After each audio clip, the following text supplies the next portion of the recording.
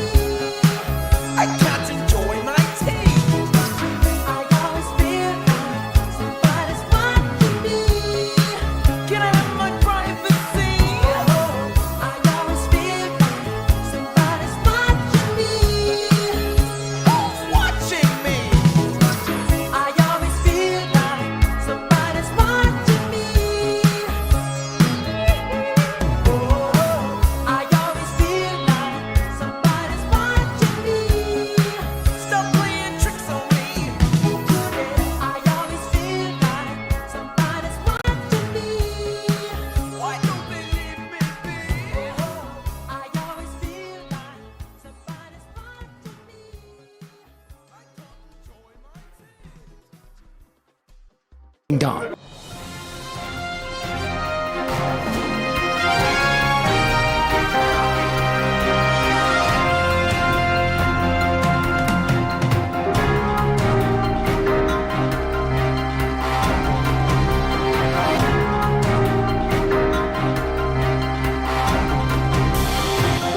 Hello! I was muted there. It's October 4th. God damn, it's already October. Gonna wait for a bit. I've been playing. On the hill. Running around. Recording. Parties every night. Which, I know, for me, I can go to parties, but they get a little old. Remember people were there, write stuff about it. It really takes a lot of the fun out of it. Everyone else just get drunk on free booze. I mean, I tend to I get my share of free booze, but I think I also turned my mic down. But hello, everybody. We're just gonna have a chill night. Play some video games. Watch some videos that I've got saved up in the loop. What were we gonna play first? Oh yes, this new strange horticulture game, which I think was a nice little cozy game. Maybe play some what is it, Phasmophobia later, or Midnight Murder Club, which is a fun little game. Or is it? Oh yeah, so this is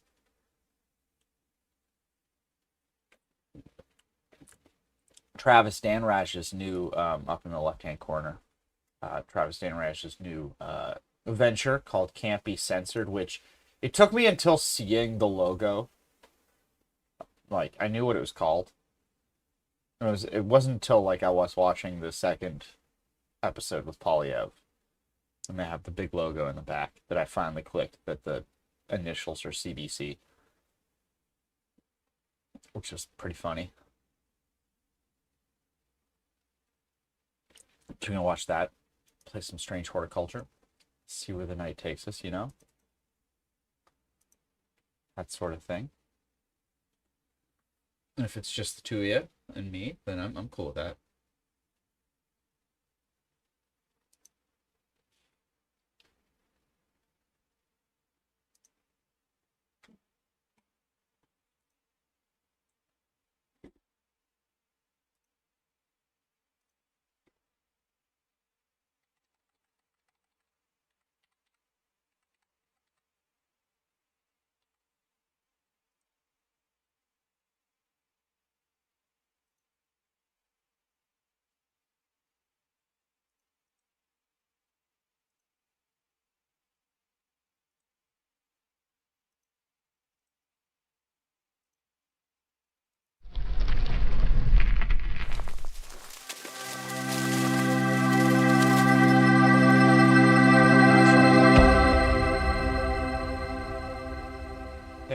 Why not?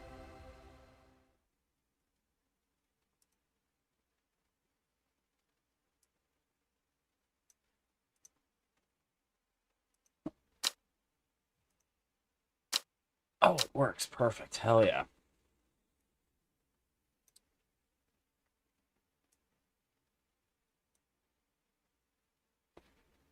Yeah, if a few more, like, Lord gets banned from the country.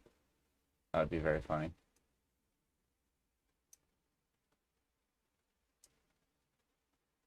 Because wasn't she the latest one that pulled her songs from Spotify?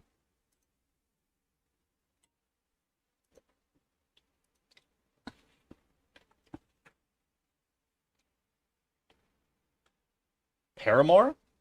If we banned Paramore? I don't think we'd do that, but that'd probably be dumb.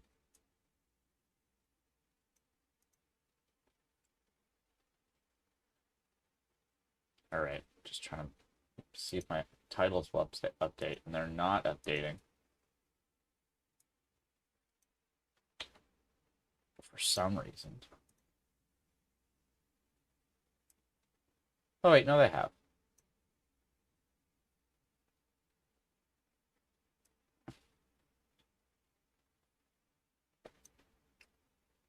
Like, but what category are we in? We're in politics? That's not. No, we're in politics.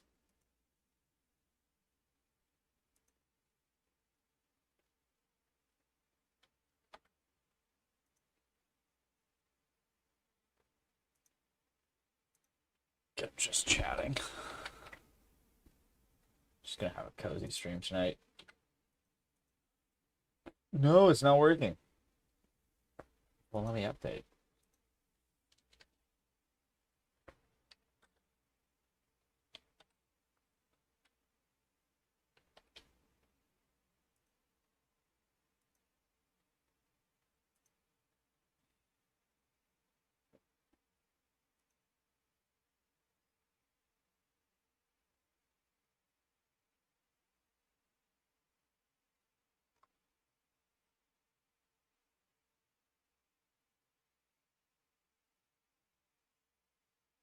Do a gaming stream tonight. Alrighty. I guess we could tweet out that we're live.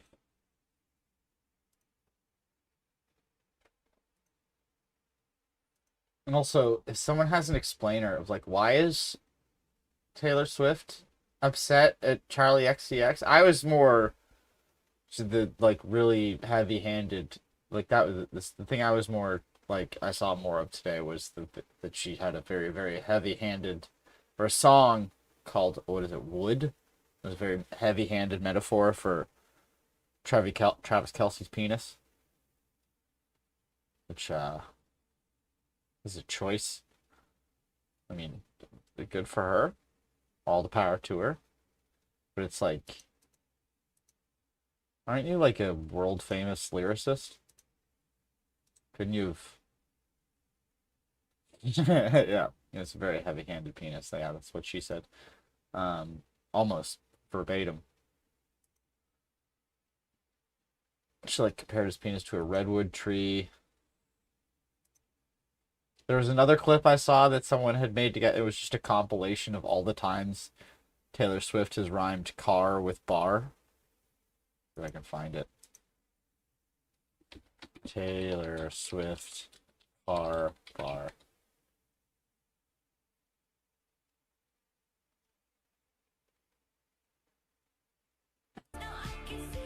It's fucking awful. Not it.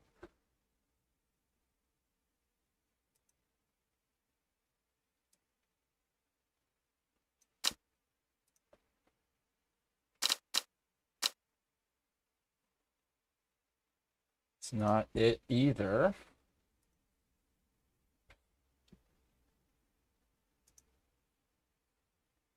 You'd think this would be easier to find.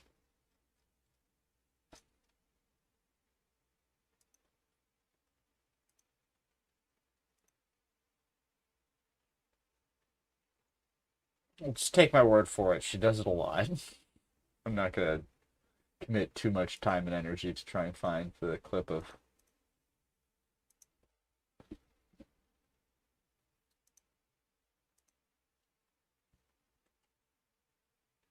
her doing that, but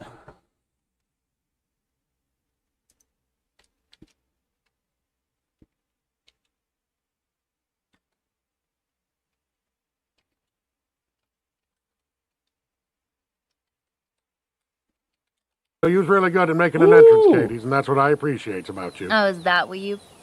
hey, Yeah, that Rogan, makes sense. Discount 34 months, Sethragen hell just yeah. subscribed for 34 months. Unreal. I just spelled Twitch with a THCH. Twitch. Like, oh god.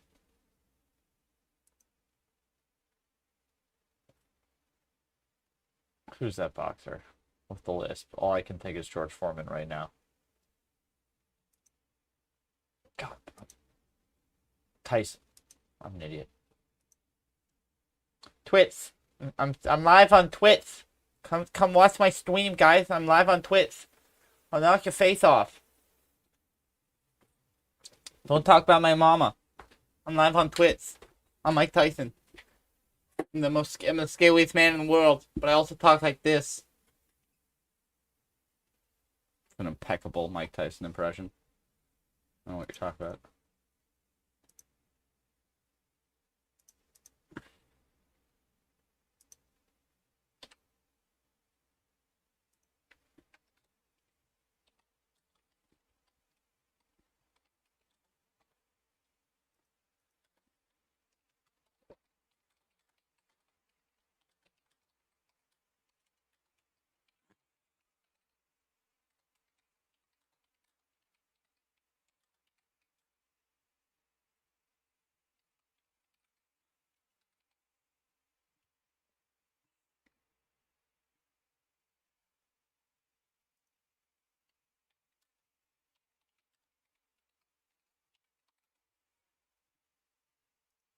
What is XCX in Roman numerals?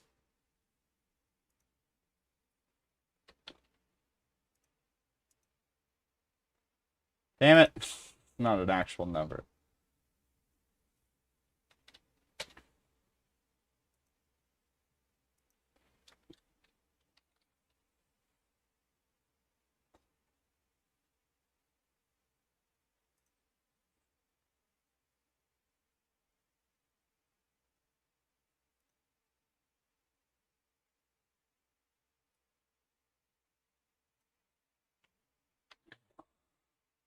I should do blue sky as well.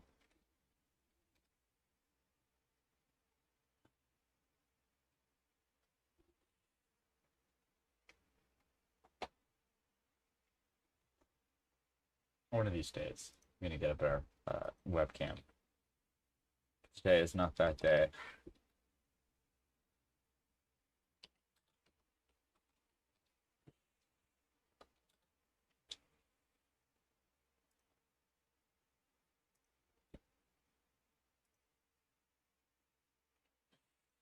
Kind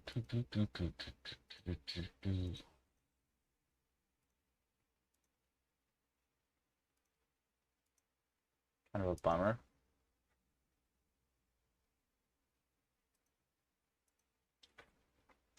That XCX doesn't work as a Roman numeral. Unfortunately. The C would have to be like at the end. Or at the beginning, maybe? Can't be like in the middle. For whatever reason.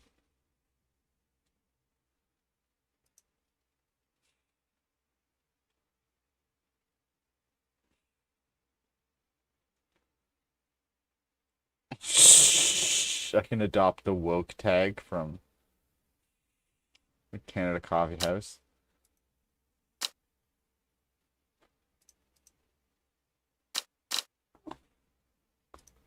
Go show it off in my D&D group.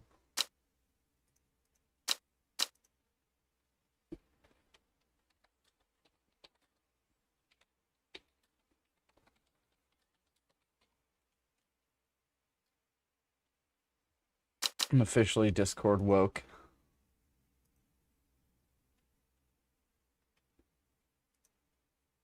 God, this camera's so scuffed. In fairness, like this, the camera,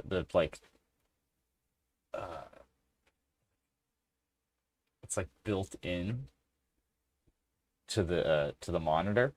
It's like I don't know how old this Lenovo monitor is, but it might even be like pushing 20 years old at this point. But inshallah, we will save up for a new webcam sooner or later. All right. All of the administrative details have been handled. Let's watch this Dan Raj thing. We'll put it on 1.25 speed. Just to accelerate things a little. Also, I like the little it's been lawyered. The following episode contains my personal experiences and perspectives regarding my time at CBT, as well as details from the formal human rights complaint I have filed. These are allegations that remain under review and have not yet been decided by the Canadian Human Rights Commission. The views expressed are my own. This content is being shared in the public interest, given CBC's role as Canada's taxpayer-funded public broadcaster. Obviously, the "my" in that sentence was Travis Stanraj, the host of the Can't Be Censored podcast. What's the name of the censored podcast host? Who's his co-host again? Oh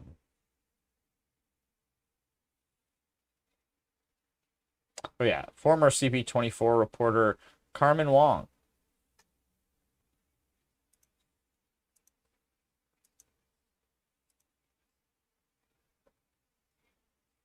Here we are. Episode 1. Episode 1. Are you still a CBC employee? I'm confused today. Well, welcome I to think Camp. as of today, he's officially been relieved of his employment at the CBC, which was I completely straight up. That I was like, why the hell is he? I'm sure there's some.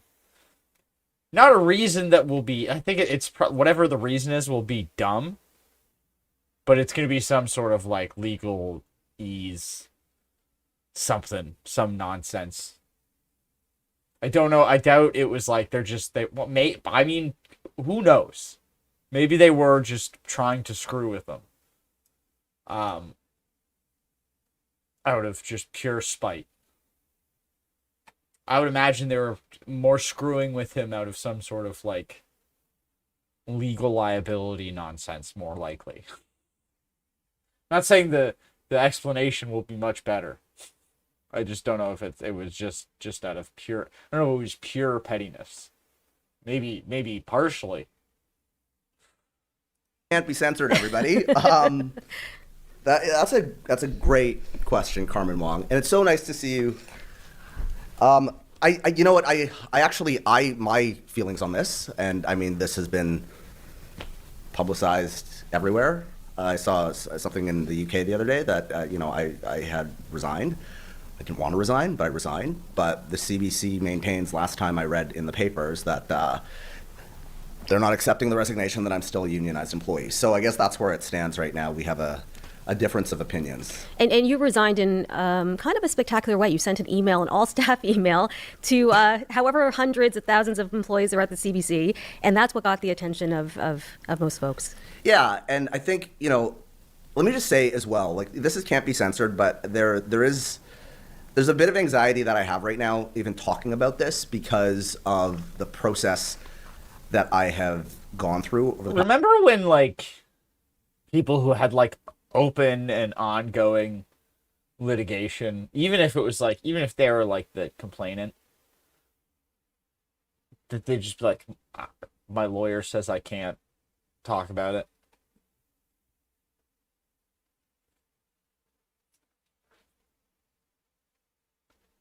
Did that change? Or I guess it's like if your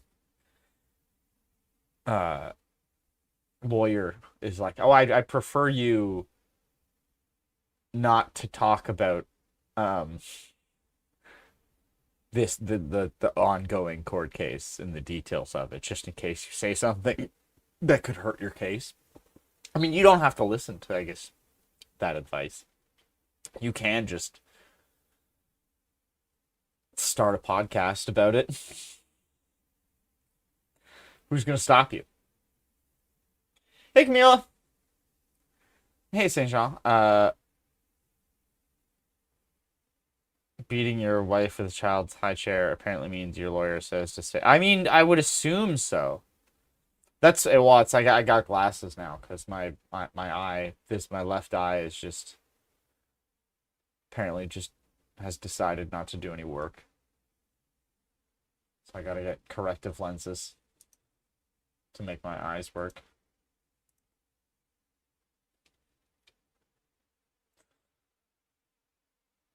Oh wait, before we get into this, I just want to play something. Wait, I look like that. Thank you. I don't know if Peter ever had a mustache, but if I look like J. Jonah Jameson, I'll take that. Get me pictures of Spider-Man. Past like year plus, and so there's a bit of a fear factor right now. Even talking, I mean, I feel like I need to, because this is not just about me, and we'll talk about kind of the larger implications of this. But I do feel like, you know, a bit scared right now going out there, because they're a giant entity and they have teams and teams of lawyers. So Should I be scared? I mean, so if there are things that are actually censored in this episode, just realize it's because I'd like to keep my home. Yeah. Because the stakes are pretty real for me right now. Yeah. So, but yeah, I mean, I sent that email. Why do I mean, that the was a podcast long called time Can't Be Censored? coming. I had tried for a very long time, and we'll get into the background and the context of all of this to deal with some of these issues that I thought were kind of really fundamental to how I did my job and how And of journalists course do the their job. baseball bat. But you know, What is it you with can't the- talk to somebody who isn't listening to you. So ultimately, this is not a situation that is tenable. It's like the one. I is it thought it was Hakeem gonna retire Jeffries? I think. Maybe? Is I it- wanted was- to, yeah. but the situation was it Hakeem just Jeffries became. who posted the photo of himself with the baseball bat, and then it was the Toronto City Councilor, I think Brad Bradford. Is that his name? He did one with the baseball bat. They've done that with the baseball bat. It's one of those, like, sure, I only have 3/4, but like, it's weird that I have 3/4, right? So what? It just, maybe it's like confirmation bias, or it's just I'm just noticing the baseball bats. But it's like, why so many baseball bats all of a sudden? And it's all very specifically like non-traditional. It's like if I just post a picture of myself with the baseball bat, it's like it's like non-traditionally masculine dudes with baseball bats trying to look tough guy, and it's like, what? If guys like us were tough guys, we wouldn't need the baseball bat. There's no sock. That's actually a good point. That's a great point. Although, in fact, that's the thing where it's like, if you have the sock on the baseball bat, then that everyone's just gonna be like the majority of people don't know. And if you don't know why you put the sock on the baseball bat, that's so when you hit the guy, if he goes to grab the if he like catches the bat, you can pull it back and he'll like his hand will slip off on the sock, and then he can get another whack in. While he's like, what? And he's dumbfounded because he just has the sock in his hand. It's a little.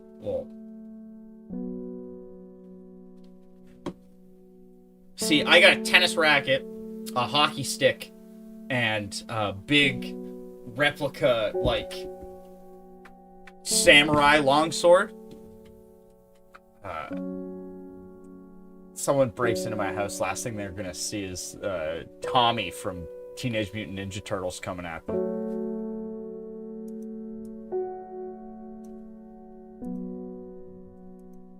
Because it's like you gotta have multiple for, like, depending on what range I'm working with.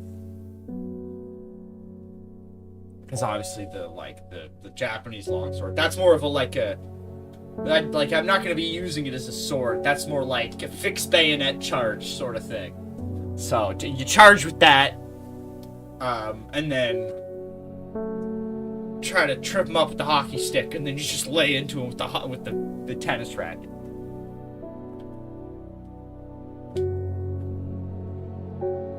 Sure. Yes, I'll give you rave reviews for your job interview. Also, while we're at it, I'll set the scene for this strange horticulture.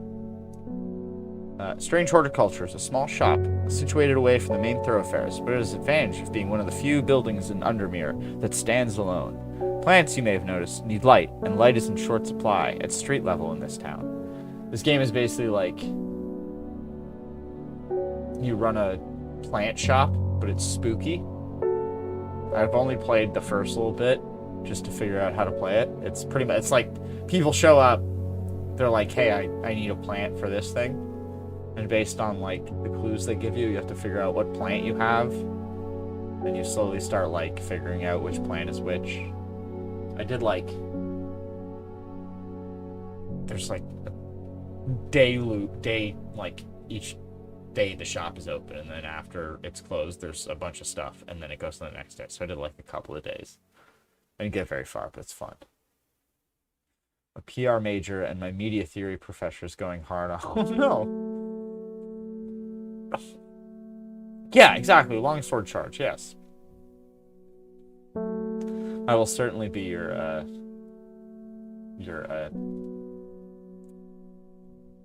reference, Camille.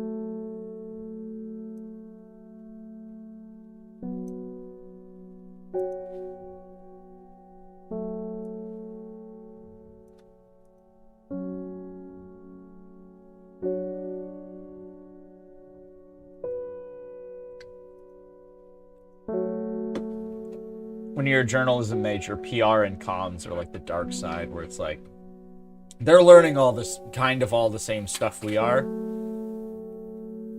Like, imagine if the Jedi Academy was like right next door to the Sith Academy,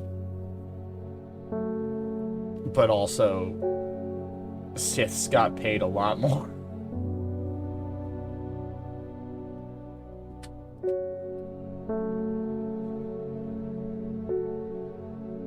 We have all the same skills, but they're using it for evil.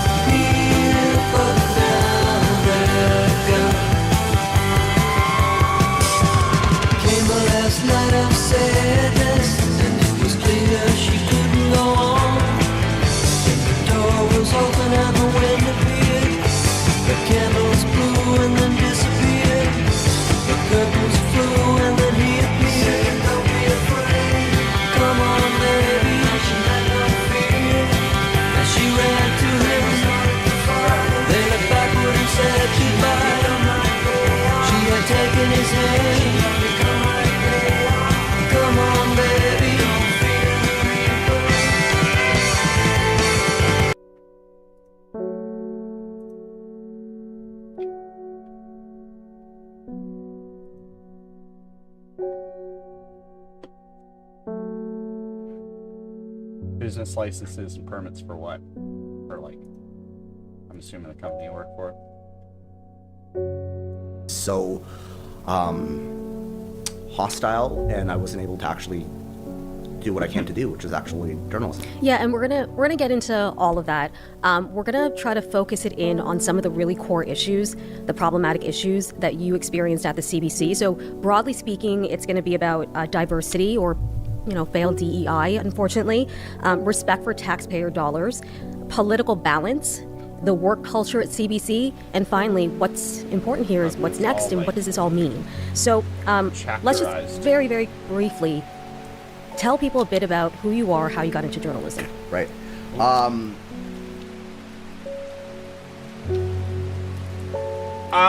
mean, there's probably like contractual nonsense where, like, I don't know, I'm assuming it's something like that, where like he was like hired for a certain term,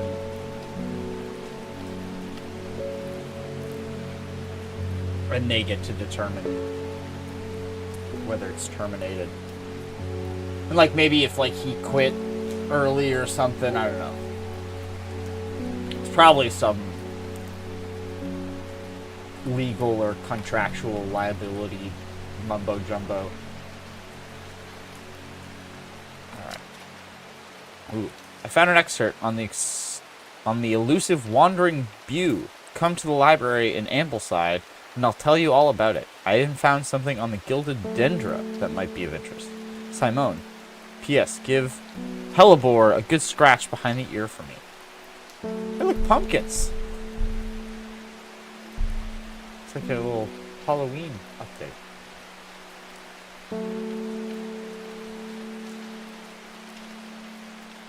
Yeah, maybe something to do with, like, paying out bonuses or something.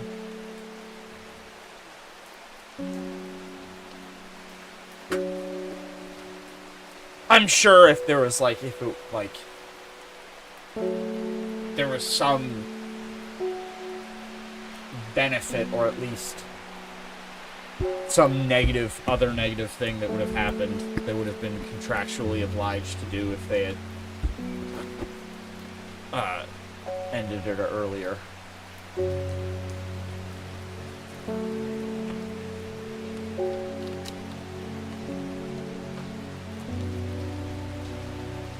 We can all commiserate on how much goddamn writing we have to do.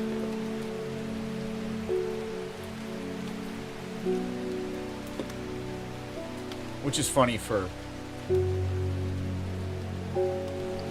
I remember when I was in university, all the engineers being like, how'd you take English literature and writing? It's not a skill, it's not an employable skill. Ha! And also with how much the youngins are relying on AI to write their essays and stuff now, or like just basic emails. Writing's gonna be, like, being able to just write on your own, I think is gonna become at least a fairly valuable skill.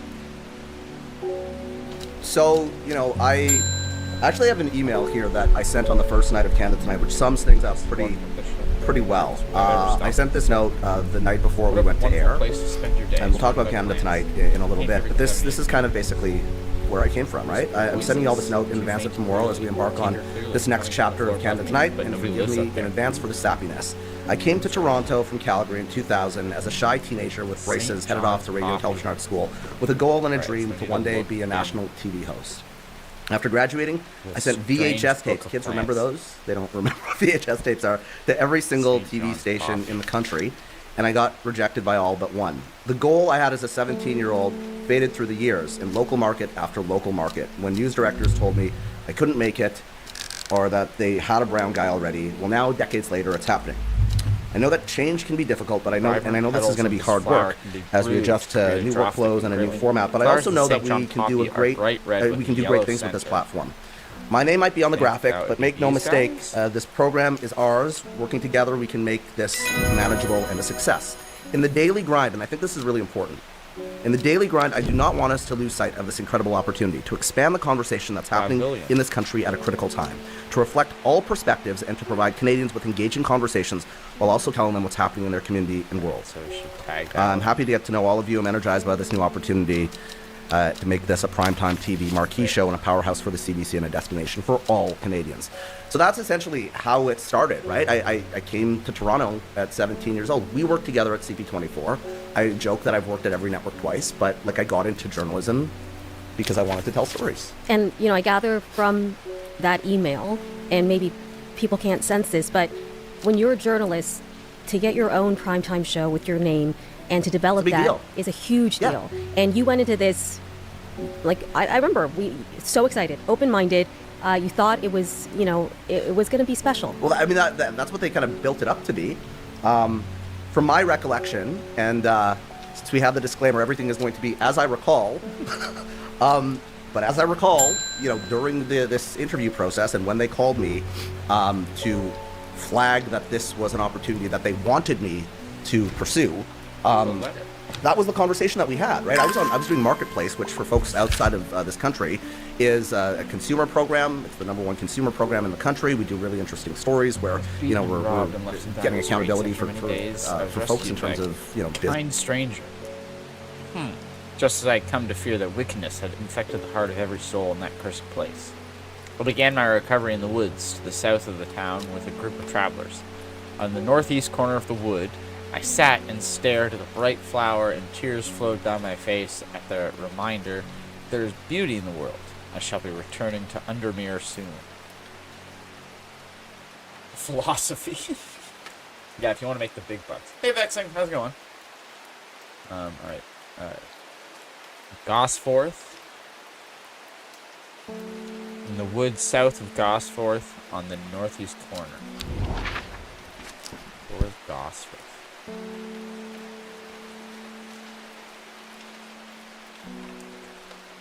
Alright, there's Gosforth. Woods. Northeast. There we go. Found a plan.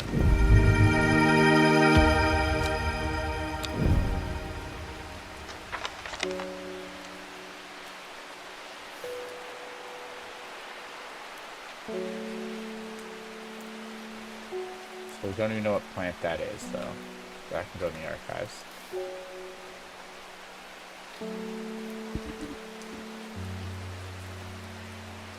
Alright. Next guest. Witches in the forest.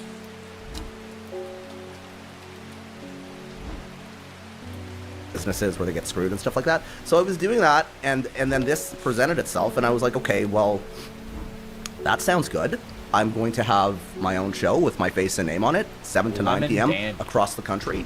I'm going to get to shape that program, because that's the thing. You would think if your face and your name are on a show, then you'd have a certain level of input into the show. Yeah, things are a collaboration.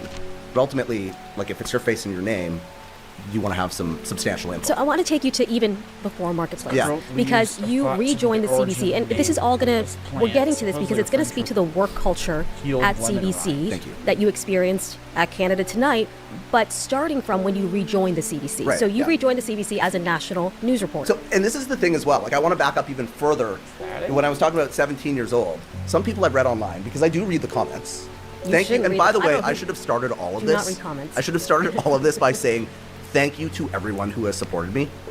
This has been a very difficult process, and I read those messages. So anyway, I'm gonna get emotional during this fucking episode. That's okay. Let it all out. But like, this is the thing. I read some comments where people are like, "Oh, this guy was like a plant or something like that. He Yeah. wanted to burn down the CBC." Yeah. One of my first jobs was on Jonavision, if people remember that show, right? Like, that was like in between The Simpsons and Jeopardy. Like, I worked on the Air Farce. I worked on all of these shows. Like, my dream was to one day work at the national broadcaster. And I did when I was at school. And then I went off to Global, and I did Entertainment Tonight and all these different things. And then I came back to CBC. I worked in Edmonton. We worked together at CP24. I was on at Queen's Park for Global. I was running around after Doug Ford, where everybody thought I was a liberal because I was barking at the premier during through, you know, some interesting times at Queen's Park. But then I didn't reach out to them. They reached out to me. They said, hey, do you want to come on over to the CBC? And we went back and forth, and I didn't necessarily want to move my life to Ottawa, but they said this is going to be a great opportunity for you, right? They said that this is going to be a great platform for you to basically, sorry, my phone's ringing. There's going to be a great platform for you to grow the Travis Danraj brand, and, you know, it was a good gig. I thought it was a good gig. And I also thought that I would get certain opportunities when I went to the Ottawa Bureau, which is what we're going to talk about, which actually didn't materialize in the way that I thought. All right, you're at the Ottawa Bureau. This is the preeminent bureau Yeah. in Canada. It means you cover the Prime Minister, you fly cover around with the Parliament Prime Hill. Minister, yeah. It's you know, it's a big job. Yeah. You get there, again, you're excited, open heart, open mind. I tore up my life in Toronto, That's right. right? Yep. Like, I got a place in Ottawa. This was not like a short-term thing. I was thinking, I'm moving my life to Ottawa, right? I'm going to plant roots here. This is going to be a long-term thing. And the gig was good. The environment was, boy, oh boy. From my perspective, does that bureau have some major fucking issues? Okay, let's just hear about some of them. Well, I mean, the concentration of power, from my perspective, in that opinion, is held in very few hands. And I'm talking very few, like 3 or 4 hands. And that's problem. So who could he be talking about there? I would assume he's like, my guess would be 2 out of 3 of those is probably talking about Rosie Barton and Cochran, who are the most senior, like, journalists in that bureau. I don't know who the third one would be. Problematic, right? I also think that there is, there's not oversight from management in terms of some of the personalities in that bureau to ensure that things are balanced in terms of the weight of what everyone. And, you know, I talked about how you know, yes, of course, if you have a show, like that should count for a substantial amount, right? But also, you have to take everybody's opinion into perspective, right? And I just think that there are certain folks in that bureau that what they say, like, it's like the word of God. Okay, so to crystallize what you're saying, power was in the hands of a disproportionate few, very few people. Those people when it came to the political coverage of the network, and that's very important for the public broadcaster, right? Like, I mean, is there George Stephanopoulos? Does he have some say on ABC News in terms of like what the political coverage is? For sure. Like at CTV, at Global, yes, absolutely. However, and this is kind of one of the cores that we're going to go back to, those are private entities. This is a public institution. And so you need to make sure that you have balance when it comes to the political coverage especially. I mean, everything, but political coverage is key. And so when you have this concentration of power, I didn't think that was happening all the time in terms of my perspective on things. And those few people made life very difficult the for many knives were people. out. Yeah, the knives were out for me when I came there. And I'll say this, that there are a number of people in that bureau, and they know who they are, that were fantastic to me, right? That actually were wonderful and very friendly to me. But I did feel very isolated because, you know, the folks that kind of ran the place weren't happy that I was there. They're like, who is this kid coming in from, my perspective is, who is this kid coming in from Toronto? I was supposed to backfill on the major political show. That didn't happen until I actually left Ottawa and came back to Toronto for Marketplace, and then I filled in. But like, yeah, no, it was a hostile environment. That is to be sure. And there were several incidents where like that happened. And we're gonna talk about one of those incidents because we came with receipts. Yeah. So I mean, that's the thing as well about all of this. Can I just say, like, I'm a trained investigative journalist. On Marketplace, I did undercover hidden camera investigations. Like, I'm not going to say something if I don't have the fucking receipts to back it up, right? So yeah, we do. Okay. We're just going to we're going to stick to this topic and move on. Why we're is the stick to blue one workplace the lemon? culture and Sure. toxicity. So tell us about one instance that sticks out in your mind, and we've got something to play to show it. Yeah, so this was, That was I had left Senate? Ottawa at that point. I was back in Toronto. I was doing Marketplace. I was doing some stuff on the National. And, you know, sometimes they'll call you and they'll say, this has happened. Something happened in Newfoundland. You guys probably all remember the Titan implosion. So they called me. They're like, you need to get on a flight and go to St. John's. I had a friend's funeral in Calgary. Like, a very dear friend of mine had passed away from a brain tumor. And because like I was married to work, I didn't go. And this is a huge regret of mine. I didn't go to that funeral. I went on the assignment. And so anyway, I'm there. Things are going fine. But the toxicity from Ottawa followed me all the way to Newfoundland, right? Because there was a certain level of one particular host wanting a lot of say in terms of the you know, how the story and the show and guests and all that stuff. And there was one guest that I had on that another host wanted to have on their program, and like, I was on the program. This guy was doing interviews with everybody, right? This is kind of just like a guy who knew somebody who was on the sub. So I did like a 20-second clip with this guy, Got some wandering and then view. I was accused of stealing the guest, even though this guy was all over Fox News and CNN and CBC shows as well. So it kind of became this very tense situation where, even though I'm in Newfoundland, I'm hearing all of this stuff So, being like, he said has about to be me talking in about- Ottawa. Yeah, and so when you Cochran and approached Rosie. your bosses about how that was handled, instead of dealing with it, So, well, I was Like, supposed to who else could he do be talking about? a national special, like shortly thereafter. 'Cause I don't and think I he's was like, I talking don't about want to the do this national. because I don't want to be around this particular individual because, they were just basically talking shit about me and disparaging me, and I don't So I want think to. they're- I don't want I to work think with the this person right national- now. is the national I was show supposed to in fill Toronto? in, like this is like months later. on that program, go back to Ottawa and fill in on the program that I was supposed to fill in on when I was actually there. Now I was finally getting to do it. That was an opportunity that was locked in. All of a sudden, this incident happens, and I get a call basically saying, we're going to pull you off the show. We'll do it again sometime. Don't worry, we'll do it again sometime. But and I was like, well, why? Like, this is clearly about this situation. And they said, it's about the situation. They can't, the team can't get over it. Well, I mean, we know why. The team can't get over it. It is pretty petty. It's like, schoolyard bullies. So the clip that we're going to listen to right now is management calling me and basically saying, he's got clips? We're taking you off the show, which I eventually did, by the way, and me pushing back. So let's take a listen to that. Have you replaced me with somebody? Travis, let me ask you. Yes. Do you want to do the show under some kind of threat that you're claiming this is retaliation? Like, is that, No, but it's the principle of the matter at the end of the day. It's not the backfill week. It's the fact that you guys are now saying that you're pushing me off the show because and company can't get over something that happened a month ago. And I'm saying, put on your big boy pants. We're all professionals. This happened.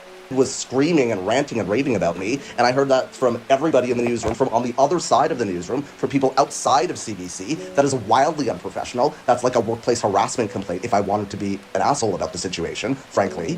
And now you're saying I can't backfill on the show because the team is not able to get over this? Well, there are larger issues at play here, and the fact that you guys both can't see that is very concerning, and I'm sure would be concerning to other folks as well. So I can see how that, you could cast it that way. We're trying to reach a kind of a agreement. We're not going to reach an amicable agreement if your decision is to boot me from the show that week.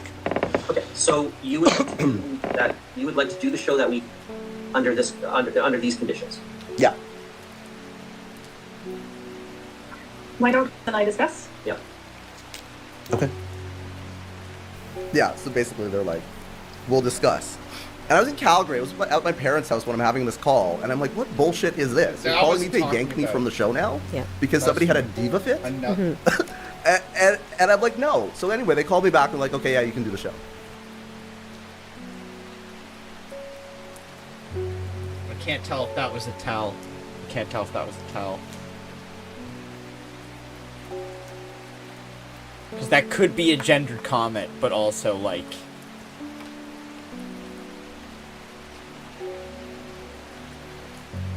He could still be talking about it. Like, no shade at Cochran, but I'm not saying like I don't think him saying a diva moment excludes him from talking about like aiming that at Cochran. I don't think he would be that strict about the gendered comment, the gendered nature of diva. Is what I'm saying. I shouldn't have said anything because I'm just making it worse. But that's the thing. That was the threat. That again, an attempt to like bully me, right? They fall in line. Okay, so I mean, we could probably sit here all day, and you probably have a number of examples. That was one that we put out there. This is going to be a recurring theme throughout our discussion. And I will also say this, also because my brain is again like having anxiety. I'm sure the Canadian Broadcasting Corporation has a different interpretation of all of these events. That is their right. They can, have that interpretation, but this is my perspective, and this is how I recall these events happening. Okay, fair. I want to move into something else we're going to talk about, which is editorial independence, right? So now we're going to shift into Canada Tonight territory. Yeah. This is your show. Okay. All right. And so my show. Right. So, like, sort of frame this discussion for us. Like, why is editorial independence important here? It's very important because I think that if you don't have, this is the thing about newsrooms, right? And I've watched this, and you have watched this as well happen. And I mean, yeah, we're talking about CBC, but I think that this is an issue in general. Sometimes what happens is that if you don't have different hosts and different producers and different members of the team that bring different perspectives to the table, and you're able to have a conversation editorially where there's a range of perspectives. You can't really get to the nugget in terms of what you need to be covering and how you need to be covering it, and making sure that you have all perspectives covered. And so what I think happens sometimes is that there is this groupthink mentality. Like Tara Henley, who was previously at the CBC, brought this issue up as well. It's one of the reasons that she left. I'm bringing it up years later. I know that there are other people behind the scenes who haven't come out publicly that have thought this as well. But that's why editorial independence is key, to have that within newsrooms and to have that amongst hosts as well. My show is going to be very different than somebody else, or I thought would be very different than somebody else's on the network. And that's why I thought I was hired, for my perspective and my view. I mean, it says that in the press release that they put out, right? Mm-hmm. That I would be shaping things, and it would be, I would have a certain level of editorial independence here. That was not the case. Okay, so let's talk about two instances of this. The first was with a segment that you had developed. It was called the Intersection Yes, which Panel, you were on, by the way. Which I was on. A number of people were on. We would go on a panel. People would diverse views, and we would kind of talk about the issues. And it was never, you know, yelling and screaming. It was always, you know, this one's, I mean, I was kind of rolling my eyes at this whole thing because I thought it was kind of, I think the word I was using was gossipy. But God, do I love gossip. This is juicy as hell. I love it. I'm good. It's been a very busy September, obviously, since I haven't been streaming. Been on the hill mostly. Hope you've been having a good time. If you're unaware, this is Travis Danraj. Used to have a sort of prime time-ish, I think, like 8. I think it was like it was on like around 6, 7-ish. It would go on after Power and Politics. So a pretty good prime time spot. I think it was like it would like I don't know if it would I think it would lead into the National almost from like 7 till 9. And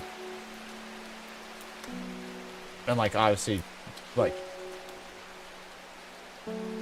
young attractive brown guy with his own like it was the Travis Danraj show on CBC, so it was quite a big deal when it was first announced. And then it was like maybe earlier this year, late 2024, he just sort of the show just disappeared. Like wasn't on the show. He just wasn't hosting, and the show was gone. And there was no announcement from CBC. I think Danraj may have made a couple comments, but they're very cryptic.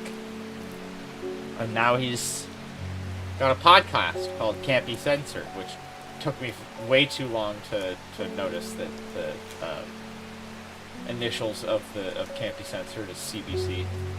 Which fair play to him on that one. And this is him like. He has like a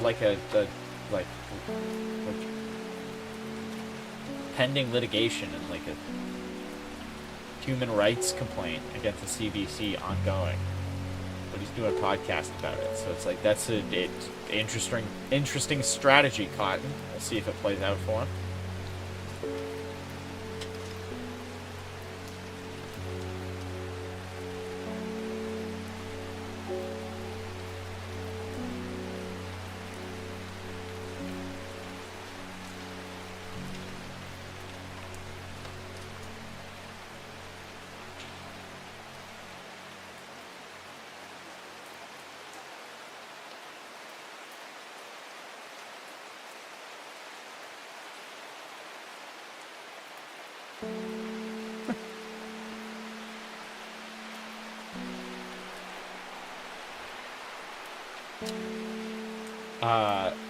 About the Danraj situation. He's spilling the beans about his former employer, where he had his own TV show. Yeah, no, it's been oh, about the college thing. Oh, okay.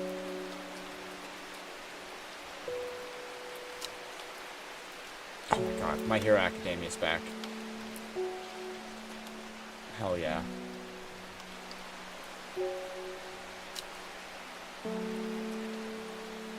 Also, did I hallucinate that they said that Chainsaw Man's not coming back till 2027?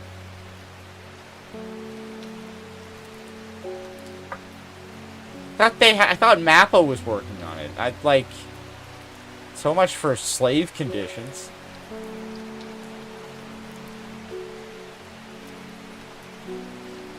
Next season better be like photorealistic animation. I don't know what the delay is here. Yeah, that part of it was he apparently wanted to bring the then CEO of CBC, Catherine Tate, in to interview her. Oh yeah, but I think it's, what was it, some Israeli company doing the auto translation.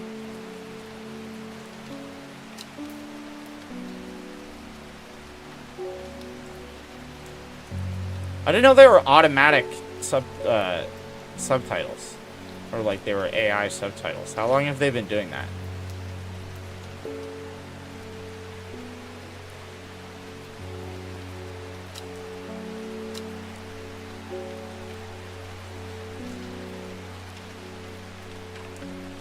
I was watching one speech from the AI minister, and they were doing, like, when he was speaking in French, the translation was speaking in like the generic TikTok AI voice. It was very, very strange.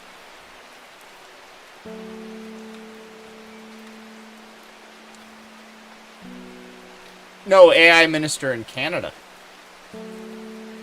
Canada has an AI minister. Evan Solomon.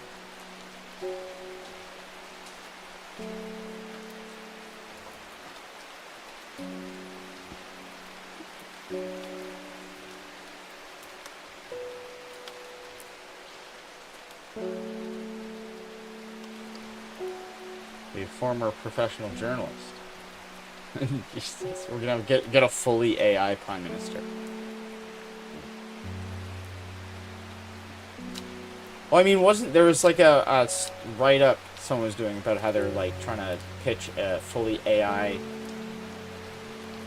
Wasn't that like a Black Mirror episode where there was like, no, that was like, because it was like the digital character was like just a dude. But I'm sure like there'll be some crank political party somewhere in the world that will get first dibs on the fully AI candidate race. My instinct is that it's gonna be like one of the Baltics. Like you would think it's gonna be like an Asian country, and I would say that's your racial bias, Sean. I think it's for sure gonna be a Baltic country. I don't know why. Like now that you mention it, like maybe it's just because you said AI minister in Albania, and now I'm just like maybe Albania. Or like Portugal. It'll be like one of the European countries that you don't think about a lot.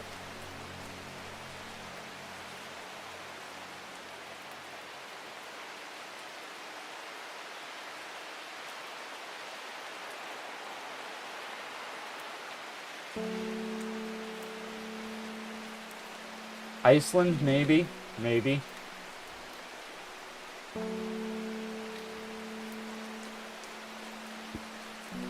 Her job is to reduce corruption in public offices? Is she doing that with AI?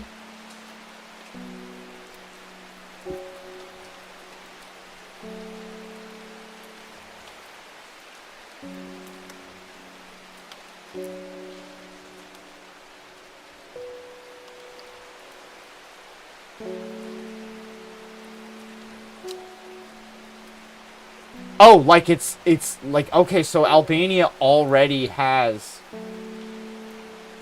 a fully AI cabinet minister. This is for real?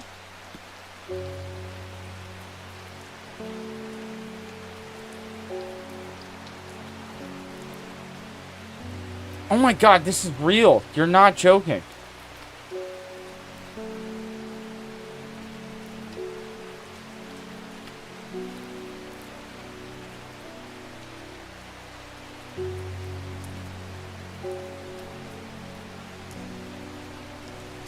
absolutely wild. Albania appoints AI as cabinet minister, and democracy raises an eyebrow. When your government appoints an algorithm to a cabinet position, democracy has officially jumped the shark. Albania's Prime Minister Edi Rama unveiled Diela, an AI entity powered by OpenAI and Microsoft Azure, as the world's first digital cabinet minister in September 2025, tasked with overseeing public... Oh, no! I mean, she can't be bribed, but oh, no! Public procurement. That seems like a mistake. Like, That's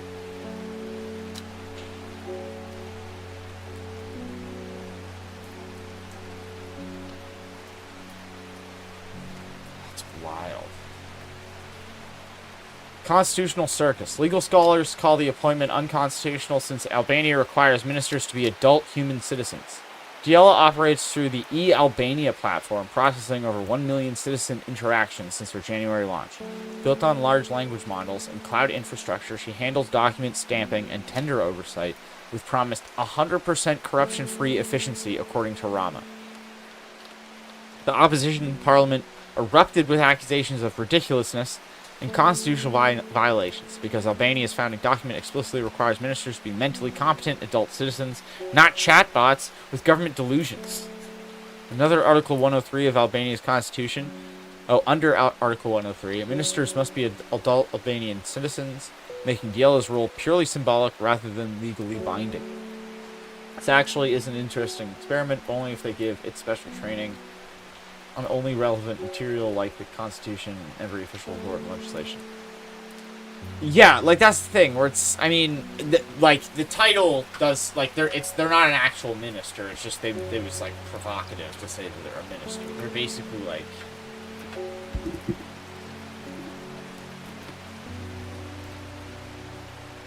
they just really want you to know they're using AI for procurement.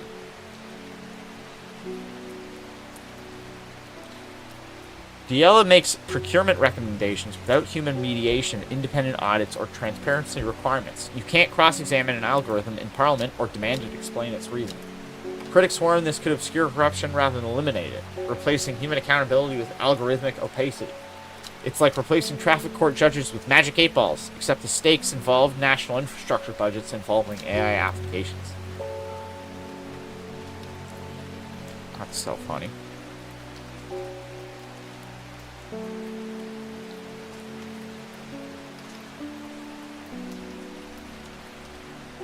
Very much Strange New World type stuff.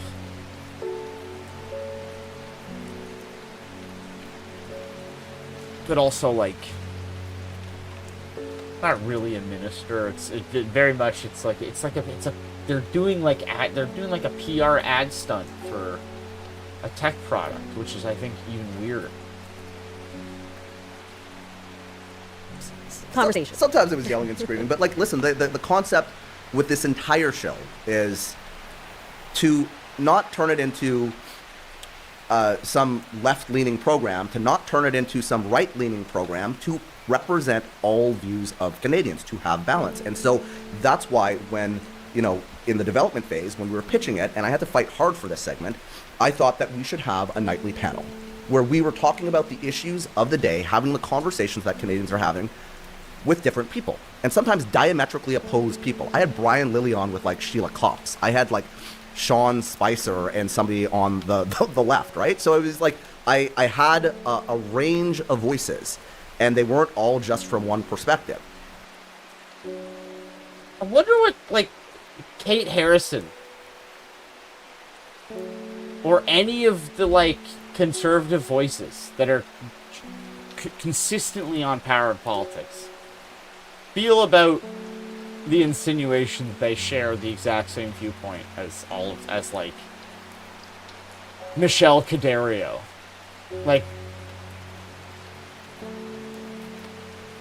and is Brian Lilly and Sean Spicer, like, yeah, they're much further to the right, but I don't know if, like, where someone lands on the political spectrum doesn't actually determine whether or not they're like worthy of giving the platform to or allowing on your platform. It doesn't actually mean that they're like just because you're getting from a further left or even further right perspective doesn't actually mean that you're contributing more to the conversation. Sometimes you're just contributing more extreme versions of what was already there.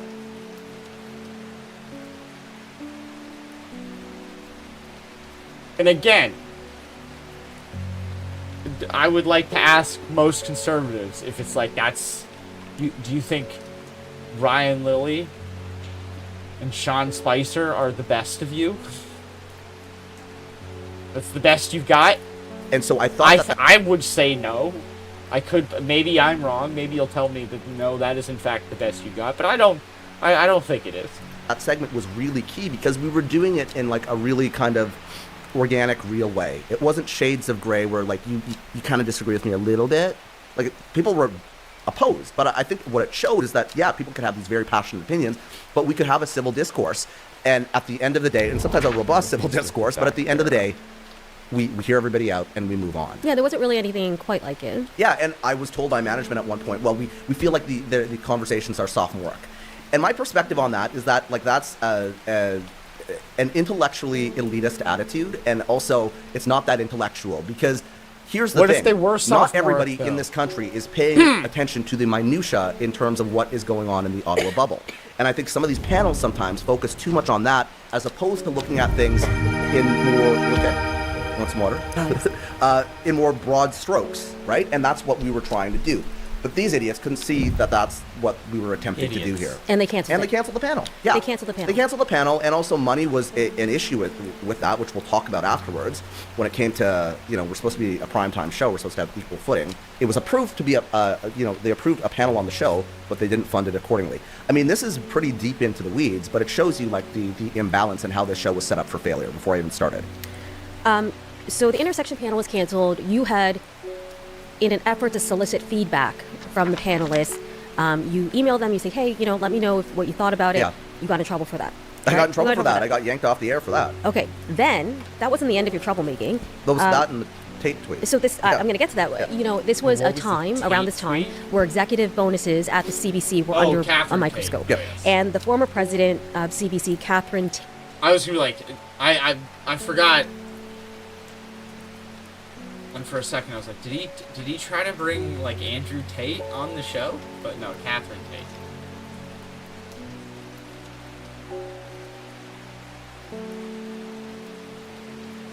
Yeah, that was very fun.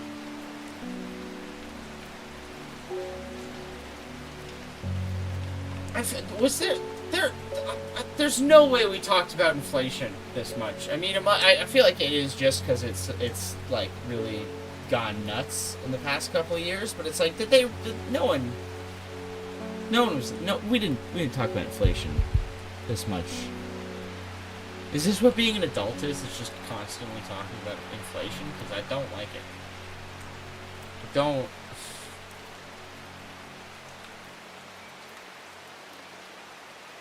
And it's not even like I don't like talking about it because it's like, oh, boring, I don't care. I don't like it because I do care.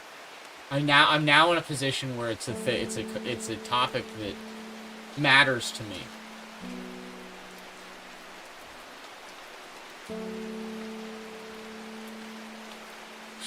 I'll go back to when we were in kindergarten. And the cupcakes that are rainbows and smiles, and just playing Legend of Zelda on my Nintendo 64, driving my parents insane by rolling Link across Hyrule Field.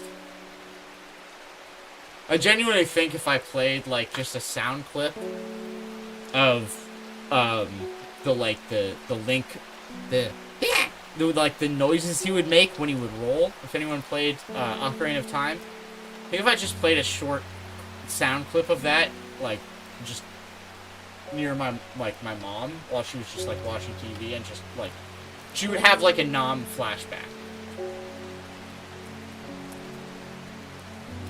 because it was like, that must have been maddening if you weren't playing the games. Just,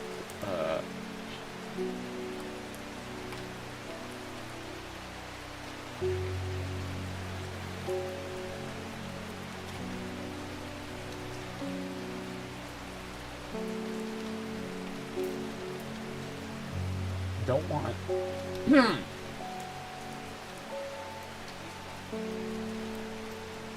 Alright, here it is.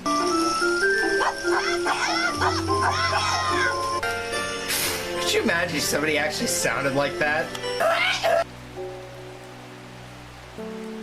I just want the screams, because it's like, because hearing it, if you just heard this without, like, any context, for hours at a time, on a Saturday, it would drive you insane.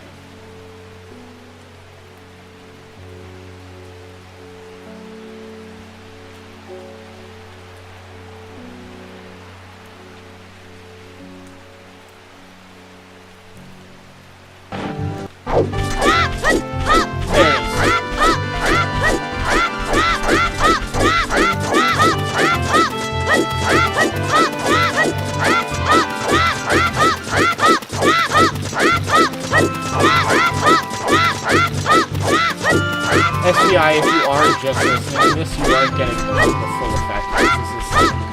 Just imagine my mom's like in the other room, hearing this just over and over and over again.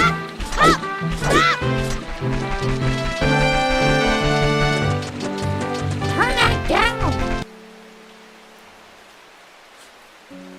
Kate. Who I've never met. Who you've never met. Never met. Was... She can come on this show if she wants to. Wait, he's never met Catherine Tate? I've met Catherine. Why? Miss Tate, we would like to have you on Can't Be Censored. But she was appearing before a parliamentary committee. She was supposed to be talking about this. So like a journalist. Because they were cutting jobs and giving people bonuses. But as a journalist with editorial independence, you requested an interview with her. Yeah. She said no. What happened next? I mean, I had to go through like 5 people that requested it because I basically was afraid to pick up the phone. Canada Tonight requested an interview. Yeah, exactly. She said no. What happened next? She said no. The Chase producer that was doing it sent me a note. I was still at home. Going into the studio, and I said, well, why? Like, they didn't give a reason, just a blanket no. So, well, that's unfortunate, because it was unfortunate. So I tweeted out, like, and it was a very innocuous tweet, I think it's been reported on.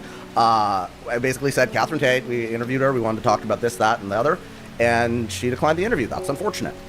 So that, paired with the fact that I wanted to get feedback from the folks that were contributing to having a diverse range of perspectives on the show, and take that to management, not for them to, like, have any say, but just to get feedback. Why wouldn't you want feedback?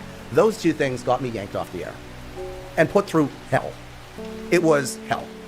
Okay, so we've got a clip to play. This is clip number 2 of that, what happened, what you're describing, the warning you got, and the threat of disciplinary action. Yeah, so this is I think this is at the end of that whole... listened to this video. And this went on for days. And like and this hours video and hours, was... like a day, or right? This, and this there was one point where I broke down in one of these meetings. Sound good. It was a very difficult process because I'm thinking here, I'm just doing my job. Mm-hmm. Like, why am I getting hauled into a meeting for doing my job, for fighting for the best product on the show, for wanting to have interviews, for wanting to hold people accountable, including the CBC? There's supposed to be some separation here. And then there was a conversation about where's Travis happening online. And so this is at the end of that process where they're basically like, you can't really say where you were. I said, well, why not? So let's take a listen to that. And so, if I go back on television, do you want to tell the team nothing? That's the solution here? So I'm going to use a different analogy. If somebody has been away for personal or private or confidential reasons.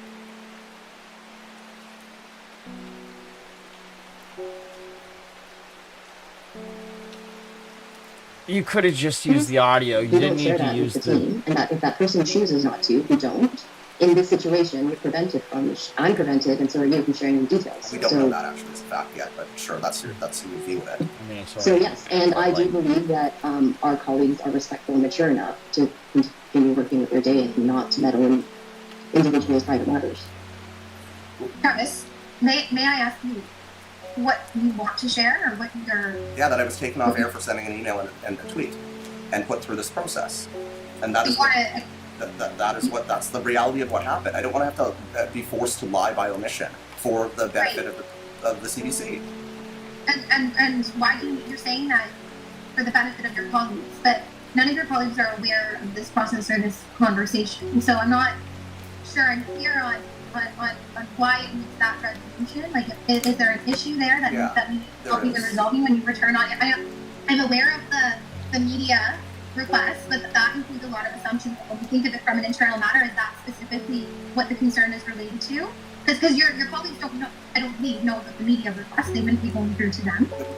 But our colleagues, believe it or not, are actually on social media, and they're seeing various people tweeting about my whereabouts and memes of me being dragged into a van with black windows, and people saying that I've been cated and I'm at re-education camp, and that I've been sent to Nunavut to be the weather host, and that they're going to start putting my face on milk cartons, and that I need to send a flare-up if I need help, and on and on and on. There are hundreds of comments about what is going on with me, right? So like, your solution for all of this is to say nothing. Like,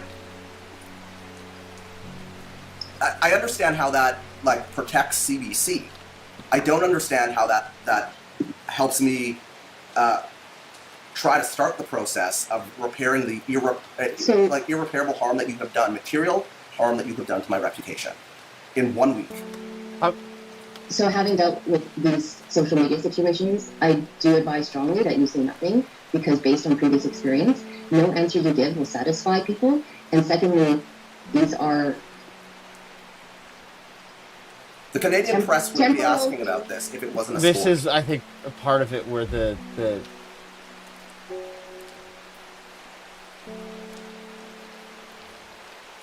project of journalism becomes very difficult bedfellows with the interests and needs of a corporation.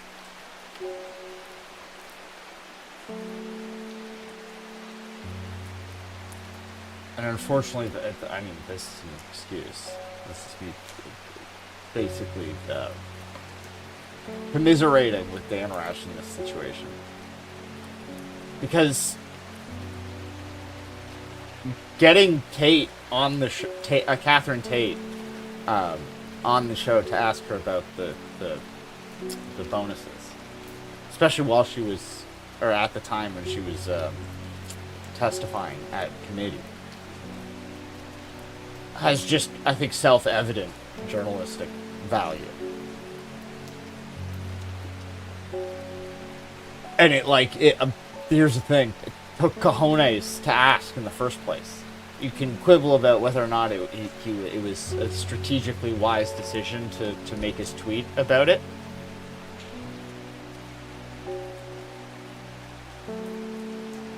But like, the actual request itself is I think, self-evidently justifiable and defendable and commendable.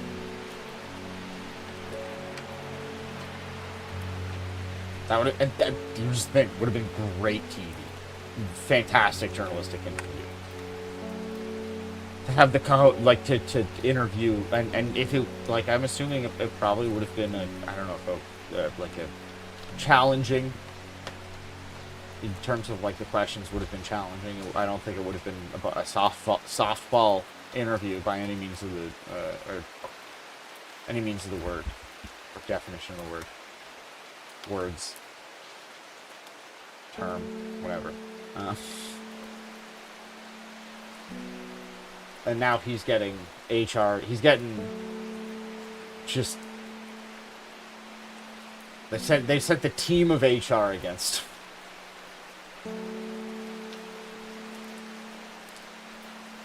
There are temporal things on social media, so just to finish my thought, on social media that don't actually have an impact, like a true impact on, like, they're asking, but people can ask. Like, people have been asking when hosts are ill, and they don't answer, and people can speculate all they want. So I am only going on what has happened in the past, like where we've advised staff because especially for harassment, and as I hear the impact on you, silence is the guidance on this, because engaging is not going to fix or stop it. And so silence tends to end it. Yeah, no, I need to clear my name. But again, this is personal social media, and this is why we strongly, under the guidelines, have said not to post or engage there. So you don't think that there's been any damage to my reputation? I think that people speculating about where somebody has been is simple speculation. So no, I don't. Right. Okay. Yeah. So I think, Travis, I hope you know, we acknowledge how challenging this process is, and want you to know that we moved really quickly through this process to bring resolutions as quickly as we could. I think sometimes it's not possible to move this quickly, but this is the conversation that both and I prioritize to get through with you this week and to get you back on air and to regular duties on Monday. Obviously, your health and safety is everyone's top priority. If you're not feeling well enough to go back on air on Monday, we've got lots of supportive ways that we can help deal with that, and that's our priority. But our intention is to get you back on air on Monday, and hopefully, if you are well enough to go back on air, that will help, shut down some of the conversation about where you are. Yeah, and help the CBC, right?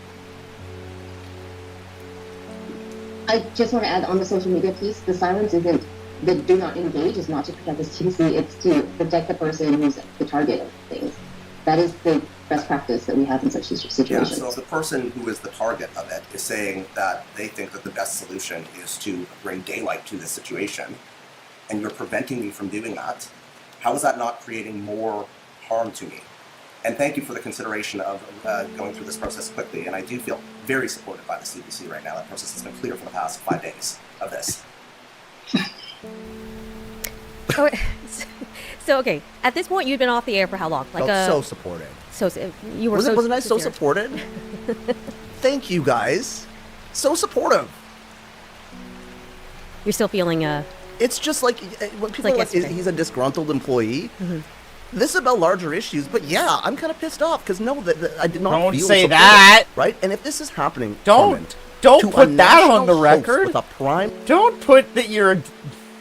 I mean, I get it. I get what I completely. I sympathize with the frustration, but again, open litigation. Don't put on the record that yes, in fact, I am a disgruntled former employee. Come on, man. Time show. I am concerned for other folks there, I'm not a lawyer. right? This is why I think that they need better whistleblower protections for folks that actually will call out some of this stuff. Yeah. Okay. But it goes to the secrecy, right? Right, and they pulled you off air. You're allegedly or not about what you had said, tweeted about, or well, I didn't allegedly tweet it. I tweeted it, but I mean, but their reason, allegedly, their reason was that I was editorializing by saying this is unfortunate. Okay. Yeah. They wanted you to return to work. They wanted you to say nothing. They didn't want you to explain it. They didn't want to refute that. They didn't want you to say or do anything. Yeah, and you had a problem with that. Yeah, and that's what we heard. I had a problem with that because there was this national conversation going on, and I also think what this really, if we zoom out here beyond me, what the larger issue here is, and why the public should care about that whole interaction that they saw, is because, to me, in my humble opinion, there was no separation going on there between the corporate interests and the operations of the newsroom. And that is key, right? You can't have senior executives that have the interests of the corporation impacting the work that journalists are doing. We should not have to be operating in like a state of fear for calling somebody out. It's our jobs to hold people accountable, right?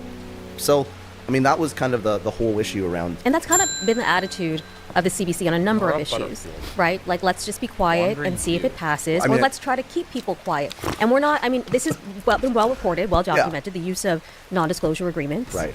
It has been well reported. It's come up in, they don't call them non-disclosure agreements, these documents that they... Whatever you want to call it, it's giving someone an incentive not to talk about a certain issue. I think the NDP actually brought this up in committee, I think it was last year, around that same time, the use of non-disclosure agreements. And I find that fact very problematic, that these documents, whatever you want to call them, gag orders, whatever, memos of understanding, are being used to silence employees who might be on the inside that have really legitimate concerns, right? I mean, I think the BBC went through this, and folks can correct me if I'm wrong, but they had to scrap this practice as well.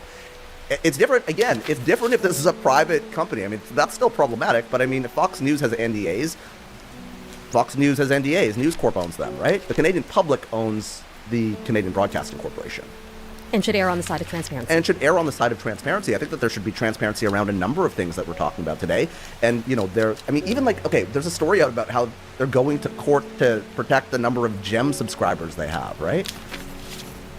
Like, what is it, 12? Big secret. Big secret. Why is that a big secret? The only reason I would think that they would want to keep that secret is because it's probably pretty embarrassing, right? All right. So, but yeah, that is kind of the MO of like the comms department there, is to basically say nothing when it comes to these situations. Okay. There's a strategy that seems to be really working. I want to talk next about political balance. Yeah. Because this is a big one. The CBC, people often say that it's got a liberal bias. So let me just start there. Do you think the CBC has a liberal bias? I think that the CBC, when I used to grow up and watch Knowlton Nash, folks remember who Knowlton Nash is? That's how old I am. He predated Peter Mansbridge. I felt like the CBC was a place that brought people in this country together. I've written an op-ed. It's on the app right now. You can find it there. And basically what I say is, like, I remember sitting on the living room floor with my dad watching Hockey Night in Canada and then watching the National. It was never this polarizing issue. Have they become too attached to one ideology? Well, I will let others make their own decisions on that. I've clearly resigned. But I'm not, like, I am also, and you've known me for a long time, I'm not like some kind of alt-right guy. I'm just from Alberta and have a different perspective on things, and wanted to have balance and wanted to make sure that, like, there was a construction worker. We were walking yesterday, right? That came up to us and he said, "Thank you for doing what you're doing." I want to make sure that guy is heard. I want to make sure, you know, somebody in Moose Jaw is heard, and their views are represented as much as folks in Montreal to Toronto, right? Okay. But during your show, during Canada Tonight, you were subject to a number of protocols that other people weren't. Oh, the protocols. Right? And that speaks to some of the workplace issues that we had talked about, like that, you know, that small number of people who controlled that area. Okay? Yeah. So you were subject to those protocols, and they were sort of weaponized to create a political imbalance. That's your opinion, by the way, right? That they were weaponized, right? Because CBC will dispute that they were weaponized. But let me give you the context of these protocols. Sure. There was an incident that predated my time on Canada Tonight, where there was a Conservative MP who a particular host wanted to have on their program, which was in the afternoon. So they were in touch somehow, and I guess there was something going on with Michael Chong. I probably should remember what it was, but it kind of blurs out right now. But there was something significant going on, and it was a news story. And he left Parliament Hill, walked across the street, was ready to do the interview, ready to go upstairs and be mic'd up. And then the host was told, no, can't go on, allegedly. It's what I was told, right? This is what I was told. Allegedly. The host was told, no, can't go on your show. Only has to go on this one. That's it. So they left. And they went across the street, or down the street, and they went to CTV and did the interview there. So that's why these protocols were set up, to ensure that there was coordination around, who would go where, right? Because God forbid somebody else do an interview with a politician, because we have to have 3 people or 2 people do all of the interviews, because their lens on things is a lot better than my lens, because my lived experience doesn't matter and my perspective doesn't matter in terms of interviewing some of these folks. Your 2-hour primetime show every night. Yeah. To think that you don't talk about politics or two politicians or about those issues is a little backwards. Well, I mean, it's also honestly, Carmen, we're talking about it right now, and I'm like, this all seems like it's common sense, right? Mm-hmm. But when you're in there, they make you feel like you're insane for saying this. I'm like, I've been in meetings where kids call that gaslighting. Yeah, gaslighting. Yeah, that's essentially what it was, right? I'd be in these meetings where I was trying to explain, well, no, but you don't need to have politicians on. And I was like, you don't really need to cover politics. I'm like, do you watch the news? Half the fucking news is politics. Yeah, sometimes a key newsmaker is a politician. And sometimes we need to be able to interview a politician about a story. Yeah. Right? So, okay, you were not a good obedient boy. You did not listen. You felt that you want.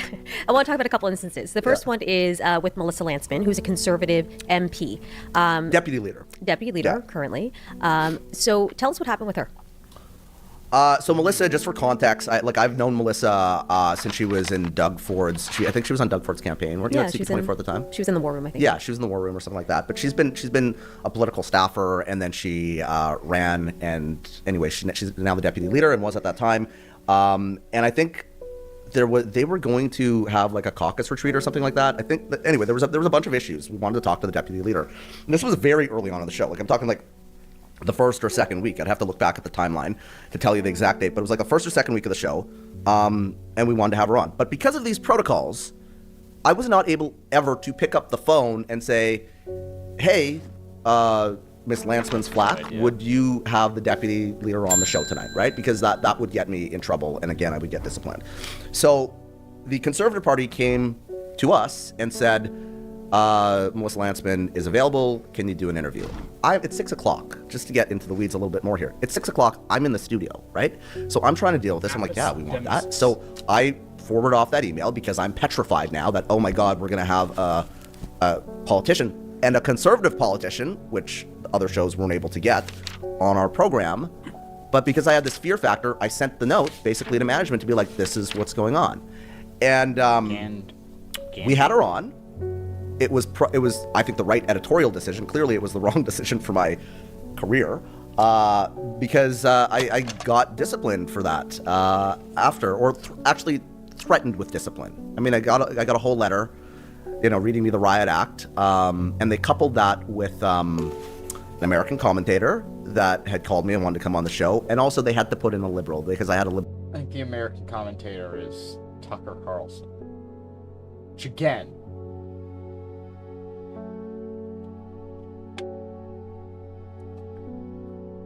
The examples that are being cited, I think, are revealing a lot.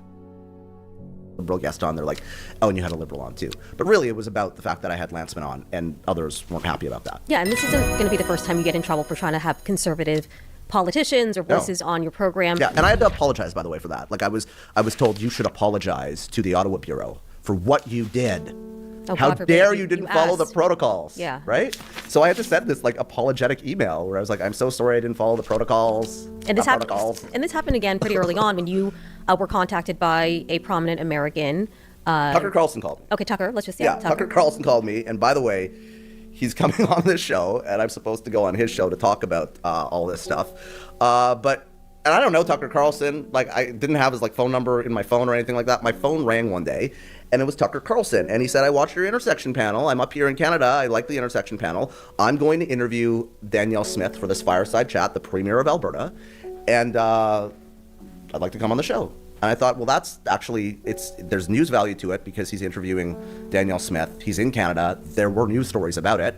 Like, why not do an interview with Tucker Carlson? However, I got in trouble for reaching out to an American commentator without telling people. I didn't reach out to him. Mm-hmm. And I was also told, and CBC probably will say, no, that never happened. I was told that he's banned from the network. And then I was pulled into a meeting, basically, and I was like, well, why? And they're like, well, he's a white nationalist. I'm like, I don't necessarily know if that's the case. Who else is banned on the network? Well, that's the thing, right? There were a lot of people banned on my show. Okay, in a different way, meaning you weren't allowed to ask. Listen, I had a reporter call me the other day who it's interesting how this has changed because it was the original claim was he wasn't allowed to have conservatives on his show, or he wasn't allowed to have, the CBC wouldn't allow conservatives on his show, implying that the CBC was so left-leaning that they had banned conservatives from their airwaves. And now it seems much more that he wasn't allowed to have them on this show because Cochran or Rosie were calling dibs. We'll remain nameless because we're good friends, but was in one of these editorial meetings, and they were telling me they wanted to have somebody on a particular issue, and they were told that person's not allowed on, right? Yeah. I don't know how that decision is made. How they're actually banning people from coming on now. And you kind of pointed out how silly this all was, because if you had wanted to ask, well, they pulled me into a boardroom. I'll tell you what happened, right? They pulled me. These two executives that are still there. They pulled me into a boardroom. I was on a Thursday I had her on, and Let's Friday I say was in mine. a boardroom. That hard nod Yanked has into this some meeting interesting-looking where they're fungi like, growing in it. you did this, you did that, you called this person, da da da da. You had, Seem to have you found didn't a follow the niche in the protocols, damp, dark and we're tunnels. pulling you off the air today. And I'm like Old looking at them, I'm like, this is slate the mine at fucking hard brain nod. trust that is running this network, that they think having like me off the air the day after I have a conservative, which was one of the very few times a conservative prominent one came on the network, would look good optics-wise. But this never even occurred to them. And I said, that's probably not a good look, guys. You probably want to leave the room and reconsider that. And they did, and then they came back and they're like, okay, yeah, I can do the show. But I mean, again, it goes back to that initial conversation where I was threatened to be pulled off the backfill, right? That these were the constant threats that I was experiencing. Yeah, and so you continue to push back, and Yeah. you presented this scenario, which we have a clip of, to your boss, where if the leader, the conservative leader, wanted to come on your program, what would happen? Well, yeah, then? I said it would. If Pierre Polyev wanted to come on Canada Tonight, what would be the case? And this is just how ridiculous it's gotten. So we'll listen to that Okay, clip. let's take a listen. So, I keep saying this hypothetical situation where they approach us with an interview. And the answer is always, I will connect you with my friends at Power Politics because it is our premier politics show. So this seems to be the, like, it's right there, Power and Politics.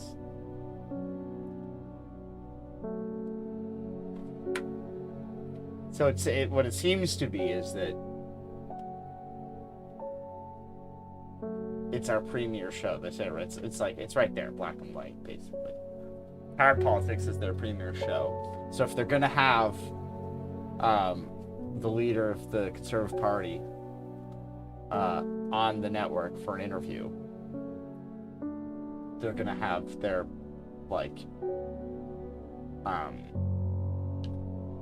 flagship premier show, the anchor of that show, do the interview. Because that's the prime time sort of thing. So this is it's not a, conservatives aren't allowed on the CBC. It's that if we're gonna have they're giving dibs to their to Cochrane and the like, because they have the premier show, which is a kind of editorial decision, but also like a business decision. That's where that gets murky. They say, sorry, we don't want to do the interview. You've done your part. You are looking out for CBC News because you understand, may not agree with, but understand that's the approach we've taken for now. Okay. I had been trying to communicate this repeatedly, right? Because were there liberals on? Yeah. Were there NDP folks on the network? Yes. Folks from the Green Party? Yes. Did we have a robust level of conservative MPs on the network? No, we didn't, because the conservatives had made the decision not to go on certain programs because their view of things was that those hosts weren't fair. Mm-hmm. Now, people can make their own decisions as to whether or not that is the case. And what I said to them, and I'm going to read you part of this email that I sent to the people that make these decisions. I said, the Conservative Party can do that. That's fine. If they want to do that, yeah, if they're being assholes about the fact that they don't want to go on this show, they can do that. Political parties do that. But we have an obligation to have balance on the network. And so if they don't want to go on that show, but they'll come on this show, we should allow that to happen. Why can't they get interviews with conservatives? Well, you know why. I know why. Yeah. Yeah. And so the decision of the CBC has been instead to silence. But we also have decided not to let a political party dictate how they show up. To what end? Well, that's the decisions that we have to make as managers. Right. So how's this going to play out during the election? That's for us to figure out, isn't it? It is. And so ragging the puck until Travis, I get you don't agree with our decision. I'm very 6 1/2 on that one. I don't know if that's the right term. Because it is sort of well, if they won't go on Cochrane's show, but they will go on Dan Raj's show. But again, Travis, you would also have to ask yourself, are they willing to go on my show because they think I'm so much more unbiased?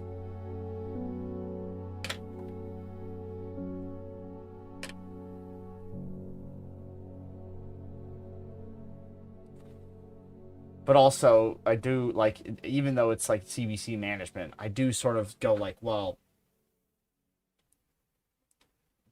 should the Conservatives be able to dictate how they're covered by boycotting CBC's flagship shows?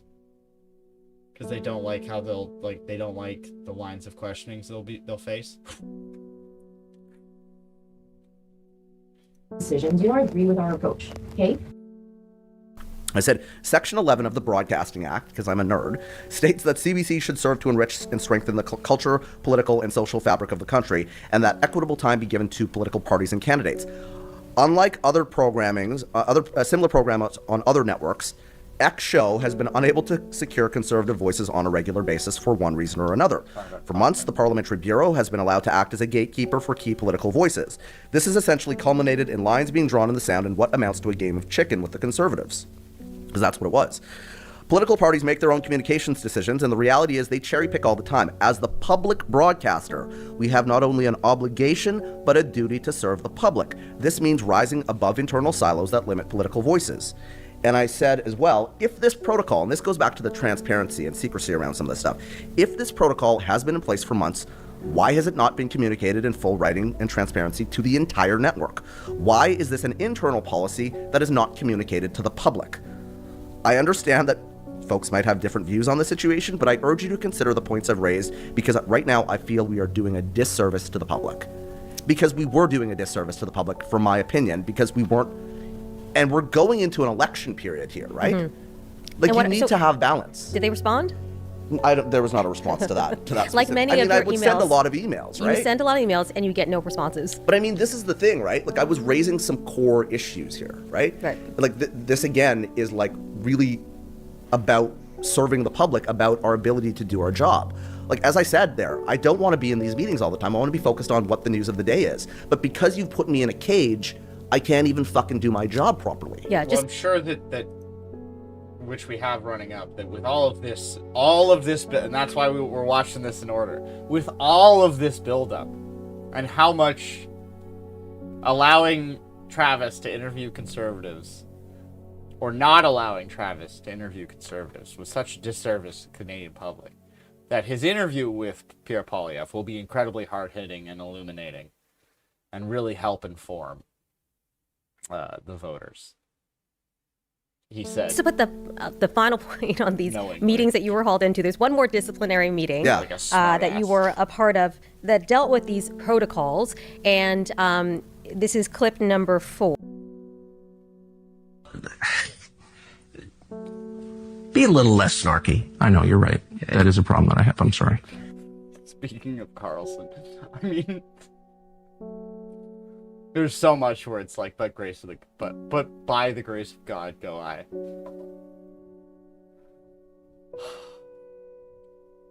Thank God I had a strict no-nonsense Scottish mother who just would have beat the hell out of me if I ever tried some manosphere stuff on my if I were like a kid now and I tried to pull some manosphere stuff on her, she'd beat the crap. She'd just literally tan my hide. Well, I think this is from the same disciplinary process around the Tate stuff, but I think we were talking about the protocols. I think that's the clip. Let's listen. It's a conversation. It's not a conversation. Not once have they given permission to us. Not once in every single time we have gone to them, we have not gotten permission. Please, Massa, may I have this guest on? Please, Massa. That's a little. You're getting a little spicy here, Travis.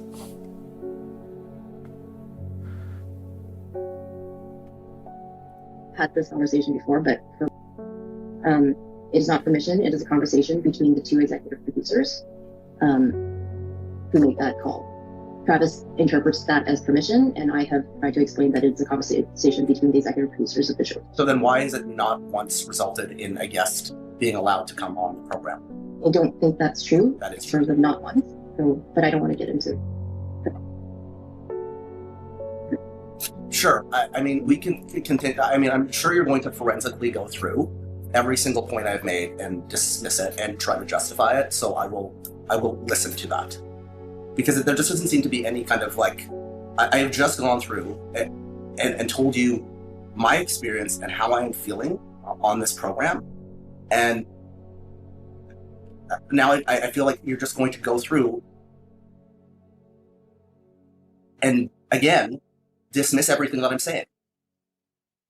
So I mean, we can continue, and I'll just sit here and listen to it. But like, listen, I want to say, I'm not dismissing your feeling and how I don't want to dismiss how you're feeling. Okay, that is completely valid and fair.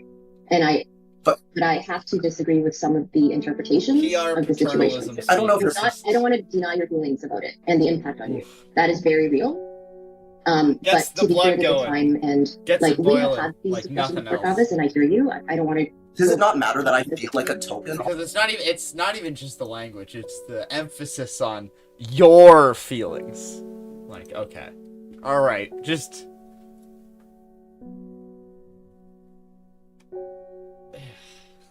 on this program? Just like a token host.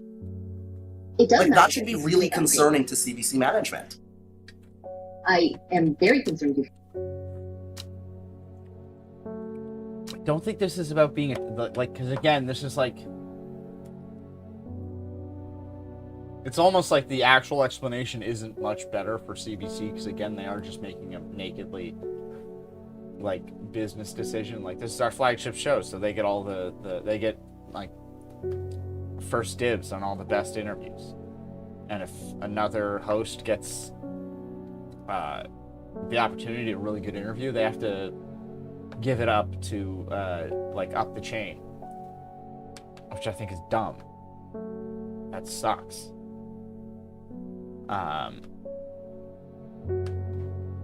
Sorry, you just have to use the like clips of the interview and then have a panel about it the next day or a few hours later.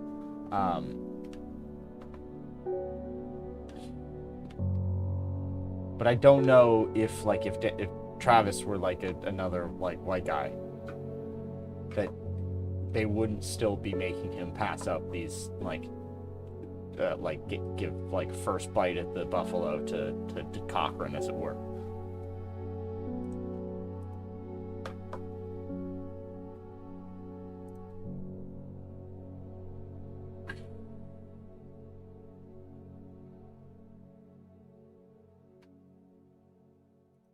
Like, you could, like, I'm not saying that's not, they weren't doing it like a nakedly cynical like tokenization when they gave him the thing, but I think that would be like, just that even just saying that feels disrespectful to Dan Rash.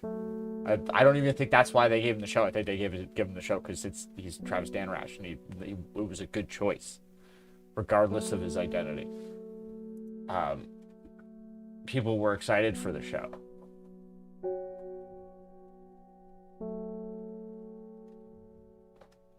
Once again, it's a much dumber, like, financial, nakedly, like, self-interested explanation.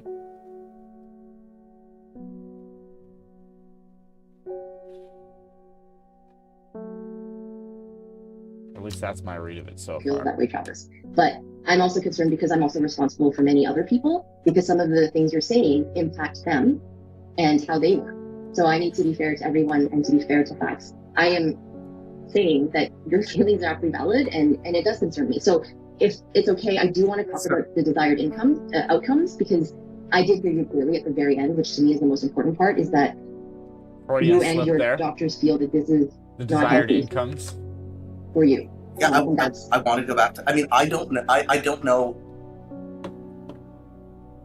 I don't think you're changing your position on any of these things. I don't think the panels are coming back. I don't think that we're going to be allowed to have more freedom to actually operate as a a robust primetime show. I don't think that my voice is going to be empowered. So in the absence of any changes that actually make a substantial difference to the day-to-day of the way that this program operates, then yeah, it doesn't feel to me like it's going to be a situation that resolves itself anytime soon. And it didn't resolve itself, Carmen, did it? No, you're still an employee. Oh, right. Okay, I want to pick up on something I heard in that clip, and that's the idea that you felt. Do you see the level of bullshit though that's been going on? With It also sounds like management 101. I'm going to acknowledge his feelings. I mean, let me acknowledge acknowledge you. your feelings, but then basically say that I don't care about your feelings, and I'm gonna like shit all over them. And guess what? There are other hosts Acknowledge that your want feelings, but they're your the guests that feelings you were alone able to and get. So Yeah, I just want to pick up on something. again, my interpretation of I want to pick up on something that you these said in that allegations clip, have not been proven in court. and that's Yeah. that you felt like a token, and that Why are leads us you- to our final Why are you doing the podcast? topic, Yeah. which is diversity. So, Canada Tonight, you were its what host? Third host. Third host. Third host. And they were all previously visible minorities. Yep. Right? Yep. You said in one of the clips you felt like a token. Why did you say that? Because, and this is the thing, I you know what? People are like, this guy's an idiot. Of course, that's what he was. I never actually thought that was. It never entered my mind because my mind doesn't go to that, right? I thought I was being hired for my brain.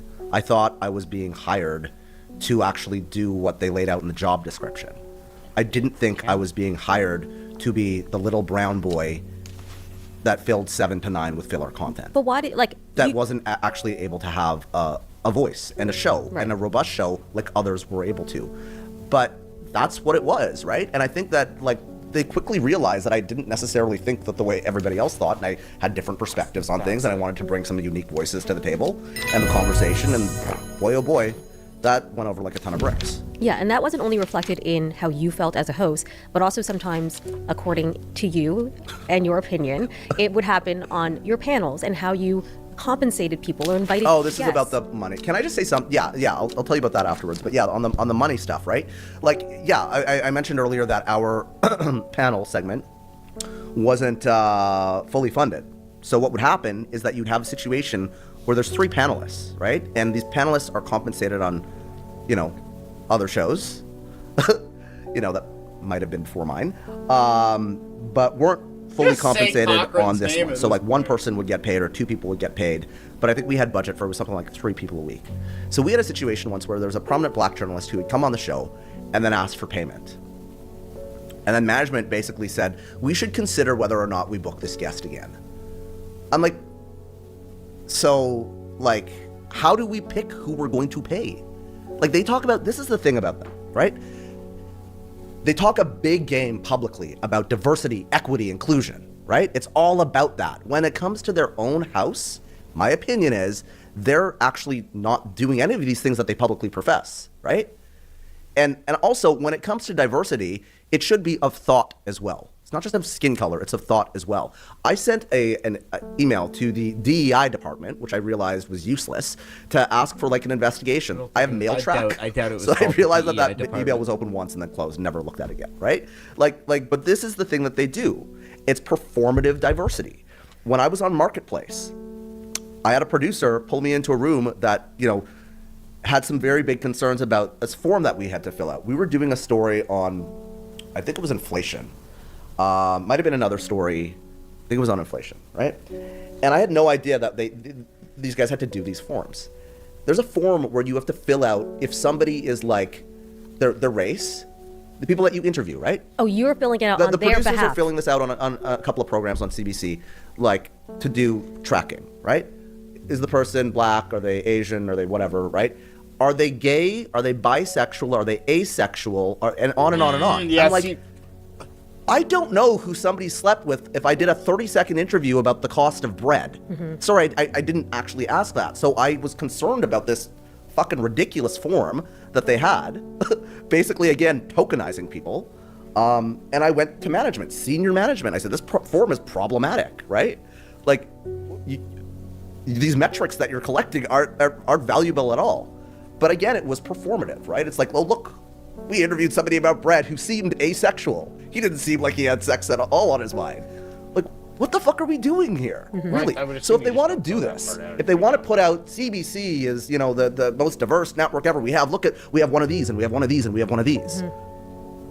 Actually do it behind the scenes. Don't just say it publicly. Don't just use it as a facade. So ultimately, you were removed from the show. I wonder why. Yeah, I was removed from the show, and I mean, listen, right? Like, I think they probably bit off a little bit more than they could chew with me. But if they looked at any of my coverage, like at Queen's Park and stuff like that, I've never been one to shy away from like actually standing in what I believe. And these were principles that I fundamentally still believe to this day when it comes to journalism. After this episode, I mean, I don't even know if they're, but I'm taking the journalism hat off. I've done this for 25 years, right? 20 plus years. The 5 we can debate. But this was my life. This was my identity. I was a journalist, right? But what happened to me over the past year or so has like shaken me to the core. Everyone got this is making me think of this. Everyone got so mad at him for this question. Forget when was this? There were yeah, this was like, oh my god, yeah, this was March 2022.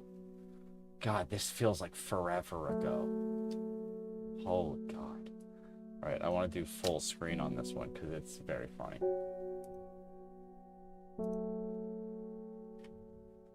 You just gotta see all of their faces.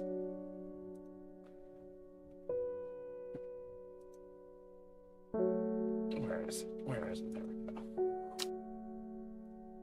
go. I mean, pick either Freeland or Jolie's faces, or just because they go through a range of so many hilarious emotions. A lot of Canadians are back at home, kind of wondering and watching this trip and seeing a lot of photo ops, a lot of broad platitudes, and not many specifics when it comes to details. Why couldn't these meetings been done from Canada? Why does the Prime Minister, the Deputy Prime Minister, the Minister of Foreign Affairs, and Defence Minister need to be in Europe right now when there are a lot of domestic issues at home that are very important? And some people view this as a photo op trip. Oh yeah, I forgot about this. So this is March 9th, 2022. Russia had invaded Ukraine like 2 weeks prior. So that was, I forgot. That's why they were in Europe. Because there was a war in Europe for the first time in almost 100 years. To Europe. Well, the only person I've heard saying that is you. But there are many people that are saying that. But let me just say that you don't want to start a question with many people are saying sort of stuff, because you don't have the tweets right in front of you that you can show them. This is a really, really important trip for the Prime Minister and for Canada. The Russian invasion of Ukraine is the most important geopolitical issue in the world right now. And the fact that the Prime Minister has been able this week to have direct conversations with our leading partners around the world is absolutely essential. It is his responsibility and his duty at this critical moment to be here having those direct conversations, particularly because Canada and the Prime Minister himself has a very close relationship with Ukraine. We have a very good understanding of what the Ukrainians need, and having the Prime Minister able to have those conversations makes a big difference. And I will point out, these are very sensitive security issues, and it's hard to have these Just look at conversations even over secure lines. So it makes a big difference to have these conversations and to have these meetings. I would say that you could judge us as a government to be derelict in our duty to. All right, that was it. I just remember everyone got real mad at him for asking that question. How dare you ask that question about domestic issues when there's a war in Ukraine? It's like, I mean, Canada's still here. We still got stuff going on. And I'm like, if this is what this business is now, fuck it. I'm out. Tap out. Okay. You're tapping out, but before you tap out, I want to just wrap this all into a big bow for people who are listening. Why does this all matter, right? Because your story is interesting. Yeah. There are a lot of components to it, but at the basic level, the CBC is a publicly funded institution with taxpayer dollars. Therefore, it is accountable, right, for how they spend their money. They're supposed to be transparent, and we're supposed to hold them to a journalistic standard. You can hear, like, I'm sure it's coming through when you guys watch this episode, the level of, like, frustration, and like this is, I mean, it's all kind of annoying to talk about again, but I'm doing it like because I actually, you know, and I vacillate. I actually believe in what the CBC was set up to be, right? I don't believe in what it's become, but I believe in the principle of why it was set up. And this country is vast. We have very small communities where the only game in town is the CBC, right? And so, you know, I understand that we kind of need to, don't know, I want to say fix it. I don't know if it's fixable, though. It has gone so far beyond where it should be in terms of some of this stuff. I did this interview with Peter Mansbridge at the beginning of my show, and he said some of these things, which they also did not like, by the way. I had some, from my perspective, from my recollection, I had not like, by the way. Interview with Peter Mansbridge at the beginning of my show, and he said some of these things, which they also did not like, by the way. I had some, from my perspective, from my recollection, I had some upturned noses that I brought Peter Mansbridge in because he was critical. He's critical of Tate, and he was also critical of the way the CBC was being run.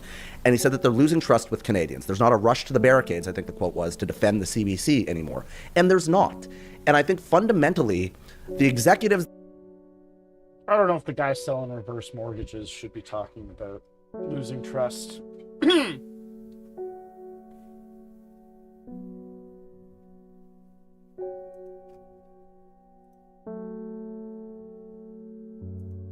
that are listening to this, the folks that are in the boardroom right now figuring out whether or not they're going to sue Can't Be Censored and Travis Danraj, or what statement they're going to put out when the media asks about this. They need to stop concentrating on that and recognize that there is a problem, that there are Canadians, a large proportion of Canadians, losing trust in this institution. And until you recognize that there is a problem, you cannot start to deal with it. And really, they really have to deal with this, because if we want to get the CBC back to a place where it was a decade ago, is it possible? I don't know, but they gotta start like now, and that means like we need some oversight here in terms of what's going on.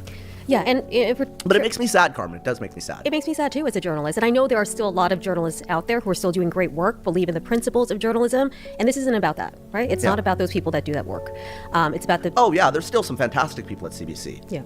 I mean, they call me secretly sometimes, but yeah, there still are, right? But I mean, and it also, I think, goes to the state of the media industry in general right now, that there is this level of distrust in the mainstream media. And as opposed to just diminishing that view, we should be looking at the core reasons as to why that is the case, and figuring out the root issues. And if my story does anything, and I hope you guys will support this platform, by the way, because this is my new gig, and I think I have a voice right now. I'd like to increase that voice, because until people come out and actually say what's going on, all of this stuff is not seen, right? People can think that it's going on, but it's not, and they will say that's not true. None of this is true. Yeah. And for transparency's sake, we should say we've framed the show and we've spoken on this program, this episode, in certain language because you are in the midst of a lawsuit. Of a claim. I filed a complaint with the Human Rights Commission, and there's been coverage of it. But basically, I have said that I was used as a token. Coming to that realization was a tough one, right? Because I was like, oh, that's what they want me for, and they didn't get the brown one that they thought they were going to get. They got one that was kind of feisty and was standing up for journalism. And really, journalism at the end of the day should be something that is core to democracy, right? And when that starts to fall apart, we got problems. Okay, where we're not going to have problems is on this new program, this new platform that we're building. No problems at all, no controversy. We're not going to do anything crazy. I'm sure. If you guys have listened to the whole episode, thank you for making it all the way to the end. But yeah, Carmen is right. Like, basically, we're not just going to talk about the CBC. We wanted to get that shit out of the way. So it's going to be incredibly hard. How do you two know each other? And I'm going to learn. Well, we were just talking about this actually, because we went to school together. She doesn't remember me from school. So we went to Ryerson together. Oh, really? Yeah. Oh, you're not allowed to say Ryerson. You can't say Ryerson anymore. Report him through to the speech police. He's already had many offenses already with the authorities. So listen, it can't be censored. So he would say Ryerson. But yeah, and we work at CP24 together. Okay. the whole time ago. Listen, thanks for doing this. We've met before when I was on Parliament Hill. We recently met in Calgary, but you've never met Carmen before. It's nice to meet you. Thank you so much for doing this. So we were debating how to start this. Oh, yeah, and we thought long and hard about it. 1 second, I gotta go to the bathroom. Get another 7s. We made it. It took us like 2 hours to get through an hour. Looking great. It was very interesting. It was juicy. A lot of hot goss.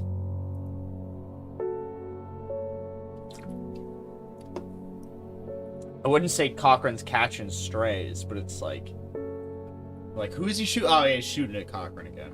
It's like sneak aiming at Cochrane.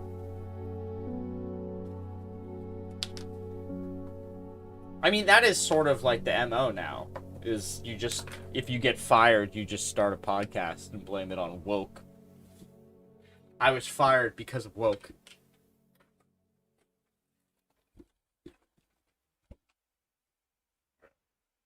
I have to watch a chair stream because of woke.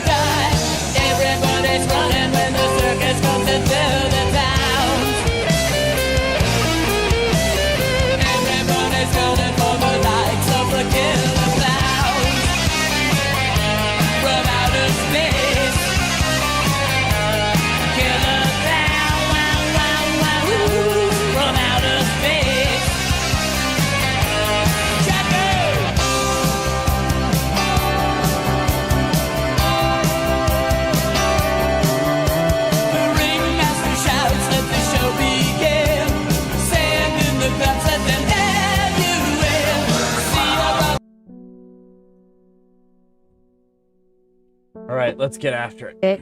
We really wanted a hard-hitting question for our first question, so I think you're going to be impressed by this. You're going to be very big trouble. Hello, we were going to get into, too much effort. there's a lot of big issues facing Canada right now, but we wanted to start with this. Who's your favorite wrestler?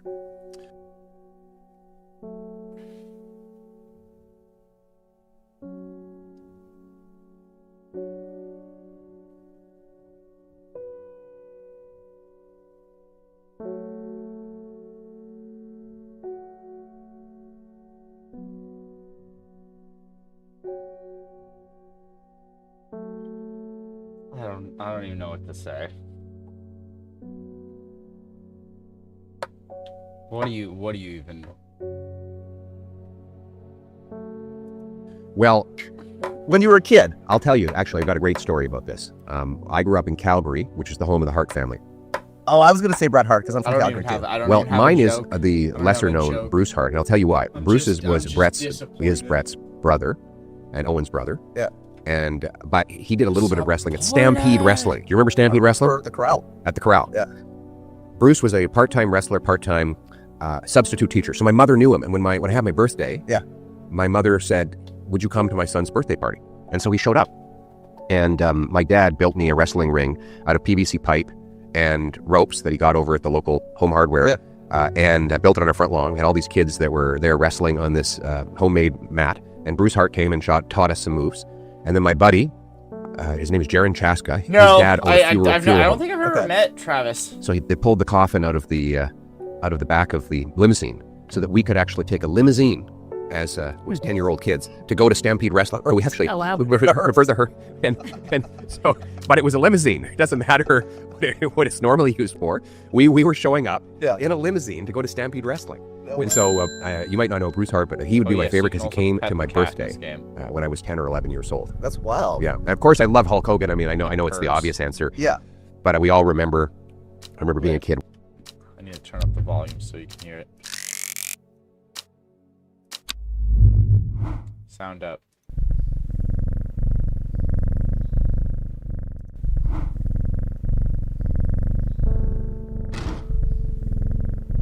Box butt. Watching WrestleMania, I think it was called at the time, and he fought Andre the Giant. Yes. That legendary fight where he gave him the big body slam in slow motion. And that's the whole world shook when Andre hit the mat. WrestleMania was great. I loved WrestleMania. Yeah, that was on in my house all the time. But the reason I start with wrestling is because I understand when you were a teen, I think it was around 14 or so, you had this injury. Yes. And that kind of, you were very into sports, into wrestling, into hockey. And that was kind of a pivotal moment because that's when you started getting into politics. That's right. What was it about politics that was kind of the spark for you? So first of all, that was amateur wrestling. I was never into the show business wrestling. It was the Olympic style wrestling that I did in high school, which I loved. But I got terrible tendonitis that struck actually both of my shoulders, and it took me years to do physiotherapy and get that fixed. But the sum total of it is that I wasn't able to do any sports of any seriousness, because you basically need your rotator cuff in almost any sport, whether you're throwing a ball or you're wrestling or punching or whatever. The force is going through that shoulder.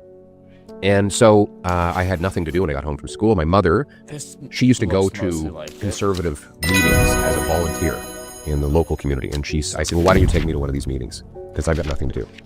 And so she took me to a progressive conservative meeting. And then I started reading books about politics all across the spectrum. The first book I ever read regarding politics was a biography on Fidel Castro. So, I started off obviously reading the wrong story, right? But then migrated to other great books that taught me a lot of the values that stay with me to this day. So we found this picture of you. Yes. This is you in high school. Yes. Besides wrestling, what was this Pierre into, and how is Canada different now than it was from this time? Sure. So that would have been at Henry Wisewood in my grade. I think this is the graduation year. Yeah. So thank God the buzz cut is different. That's what's different. I don't have that horrific buzz cut anymore. And we should really Photoshop that buzz cut away and have a better hairstyle. But that was the 90s. At least I didn't have a mullet. What was I into? I was getting into debate. Yeah. So I would go to debate contests and compete against other high school students. And that is where I began to learn how to communicate, how to win arguments, and how to assemble evidence to build a case. And so that's what I was like, in addition to playing some sports and doing the things that most, I guess I would have been 18 at the time, 18-year-olds do. Bushy blue flowers. That's who I was. How has the country changed? Well, I mean, when I came out of high school, it was taken for granted that if you got a job, you could pay off your student loans and have a down payment on a house by the time you were 25 or 26. That was normal. It wasn't like if you owned a home at 25 or 26, people would say, okay, that's normal. And today, you basically have to save up until your 40s to get a down payment and then do nothing but work just to make the monthly mortgage payments. So our money has lost a tremendous amount of value. And it was also a safe place. We'd get into the normal high school fisticuffs once in a while, like all teenagers have experienced that. But you never felt fundamentally unsafe living in our community. And so today, of course, it's a war zone in a lot of Canadian communities because of the crime that liberal laws have unleashed. Well, you've called it the Wild West, and I think that's an apt description. I mean, I remember growing up. We're not too far apart in age, but I grew up in Northeast Calgary. Oh my God! And my parents didn't need to lock the door. It feels as though... When was this? When was this put out? This... Oh, no. Okay, so... Oh, never mind. So, because Fraser made his Wild West comments before this, then. I thought... I was like, oh my God, could Fraser make his... This is not the Wild West tweet in response to this? But no. Congratulations, we received 100 messages today with Restream chat. Oh yeah, guys. So Canada was a lot safer then. We were talking about this, and we were talking about, we're in Vaughan right now. There was a home invasion yesterday. There was a horrible case of the father being killed in front of his kids. I was with his brother today. Yeah. It's there's so many examples of this, and I wonder if there's one that... Oh yeah, and the Jamil Javani and Ned Couric doing a Restore the North, basically like a Turning Point, but like Canada, a Canadian version of Turning Point USA.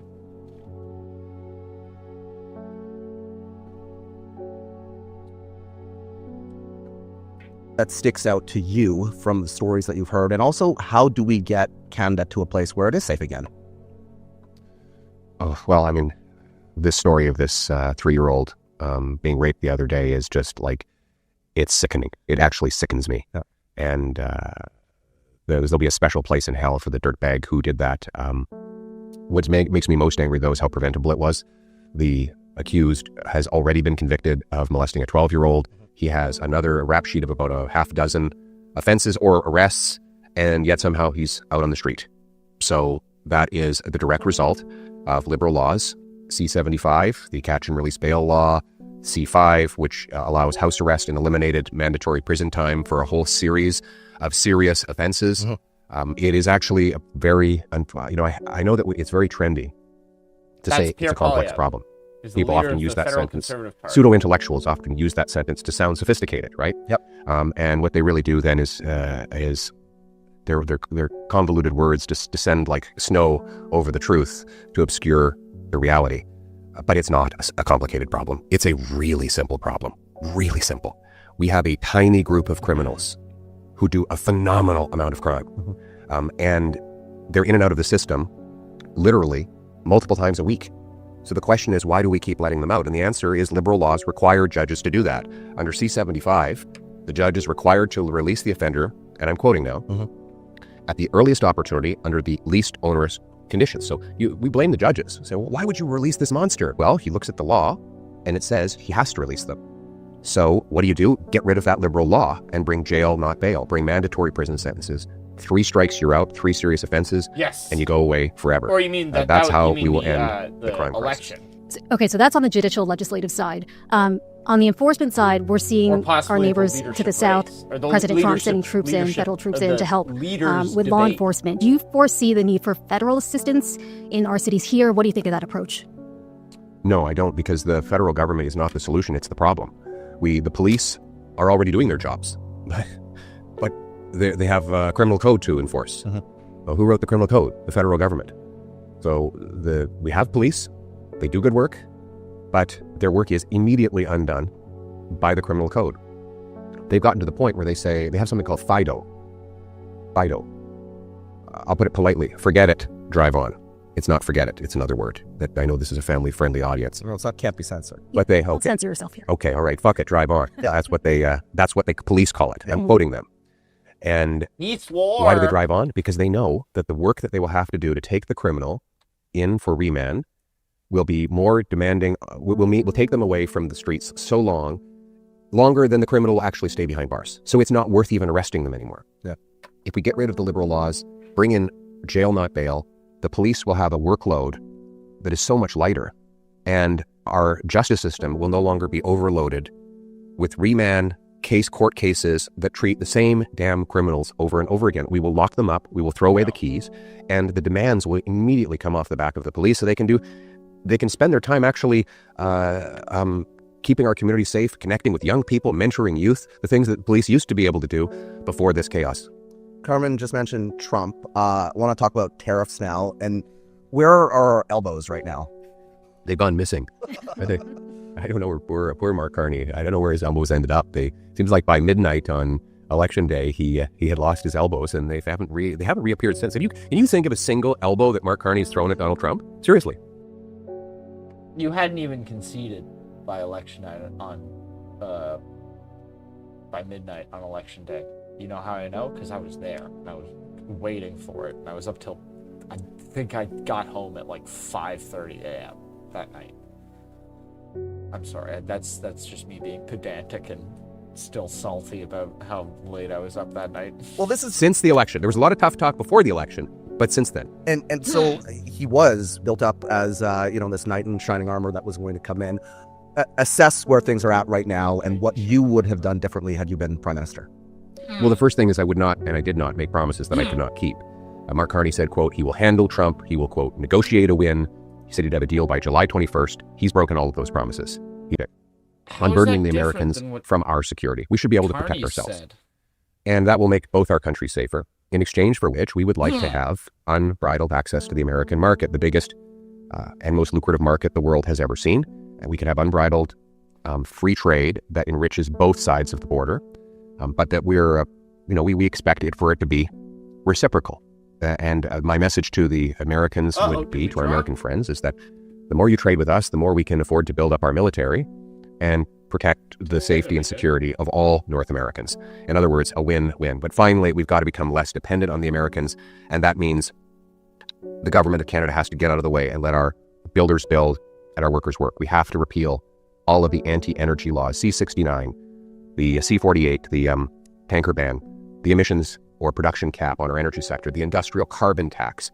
We have to remove all of that. Let's open Canada for business and unleash a free enterprise boom in this country. Zero capital gains tax on earnings reinvested in Canada. You imagine the hundreds of billions of dollars that would come rushing back into our economy if investors could sell their foreign assets, bring it home to Canada tax-free, and hire workers, open factories, mines, pipelines. It would be economic rocket fuel. And then we'd actually have some economic leverage vis-a-vis the Americans, the Chinese, and others. So that is the approach I would take. There could be another election here before President Trump's term is up. But before that, you face a leadership review within your own party. We kind of heard, you gained ground during the election, new voter coalition. Those were all things that you talked about. But at the end of the day, it was still a loss. Is that enough to convince the people you need to convince to keep you on as leader? Yes. And I'm confident that the January vote will go well. But I don't take anything for granted. I'll keep working hard to grow and expand our very large coalition and continue to prosecute the government. And then the other thing is that we're going to continue to win the arguments in the debates like we have on inflation, the carbon tax, crime, natural resources, drugs. On all these issues, we led the debate, and we're actually changing government policy right now by winning those debates.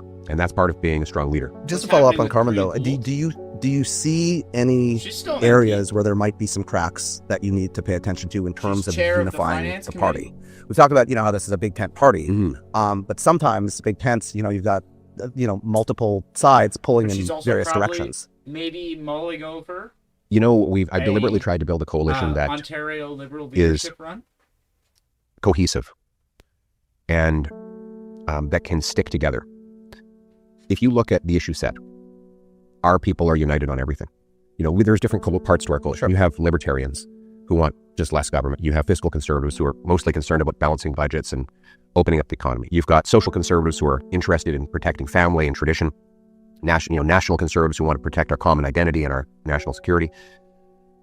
What I've done is look at the Venn diagram, and I focus on the issues that all of them agree on. And there are a lot of those? Well, there's an abundance of them. Low spending, debt, inflation, and taxes. Obviously, fiscal conservatives, libertarians, family values conservatives, they all agree on that. Tough on crime. All of our voters and our MPs agree with that.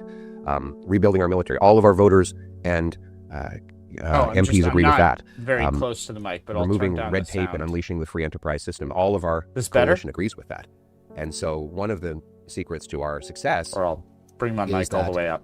We have focused on the issues that unify conservatives and happen to be generally popular with the Canadian population. And that has allowed us to both expand our coalition while keeping it together. What does Mark Carney's coalition agree on? You know, they're fighting over resource development. You know, he told people he'd build pipelines, but then he has this keep it in the ground caucus that wants to stop any resource development. Many Liberals disagree with him of backing down on the carbon tax. He's got Ottawa MPs who were elected because they promised they wouldn't cut any public servant jobs, but then he's got sort of the retired accountant that voted for him in Burlington who wants to see a smaller bureaucracy.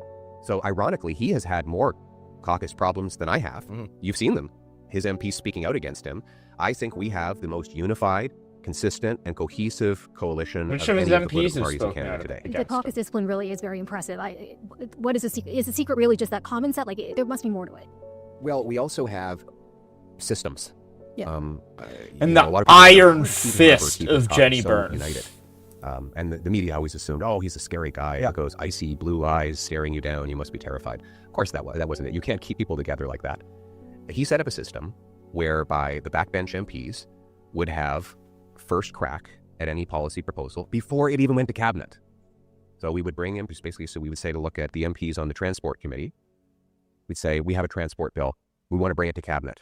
Come into a room and let's discuss it first. And then your comments will be passed on to the ministers. And then the whole thing will be approved by the caucus. And so it would go through all these steps. And by the time it came out, people would... Yes. Getting national projects done only through the barter system would be a very funny challenge. Not that I have to pay for anything, we just have to we have to trade. Even all the salaries for the workers have to be through the barter system. Would always have their say. And they can all individually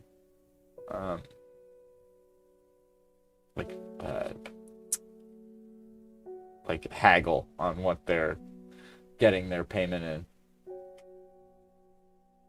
They wouldn't always get their way, but they'd always have their say, and they knew that their interest was served by sticking with the program, because it meant that more often than not they would get their way, even though they might not like this latest policy position the government took. I basically adopted that approach. What is load vet shedding? Our policy decisions that's one of those through our words MPs that when people before say they ever I get just made are ever nod made along public. sagely. And that's why you look back. I've been leader now for 3 years. I don't really know. Name a major policy reversal I've had in 3 years. And you think, obviously, the Liberals are all over the map when it comes to policies. I can think of one. First of all, the temporary foreign worker program.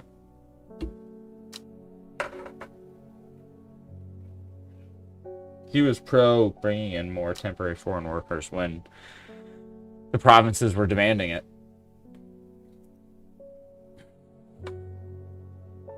Everyone likes to just think that Trudeau just opened the floodgates just on a whim, just because he felt like it. No. Because provinces like Ontario and Quebec, and I think Alberta as well, BC, were demanding it because there was they were having trouble finding Canadian employees after COVID. And that's just been memory hold. They have no idea where they stand from day to day. Mark Carney, he literally wrote a book advocating keeping our resources in the ground and raising carbon taxes and banning internal combustion engines.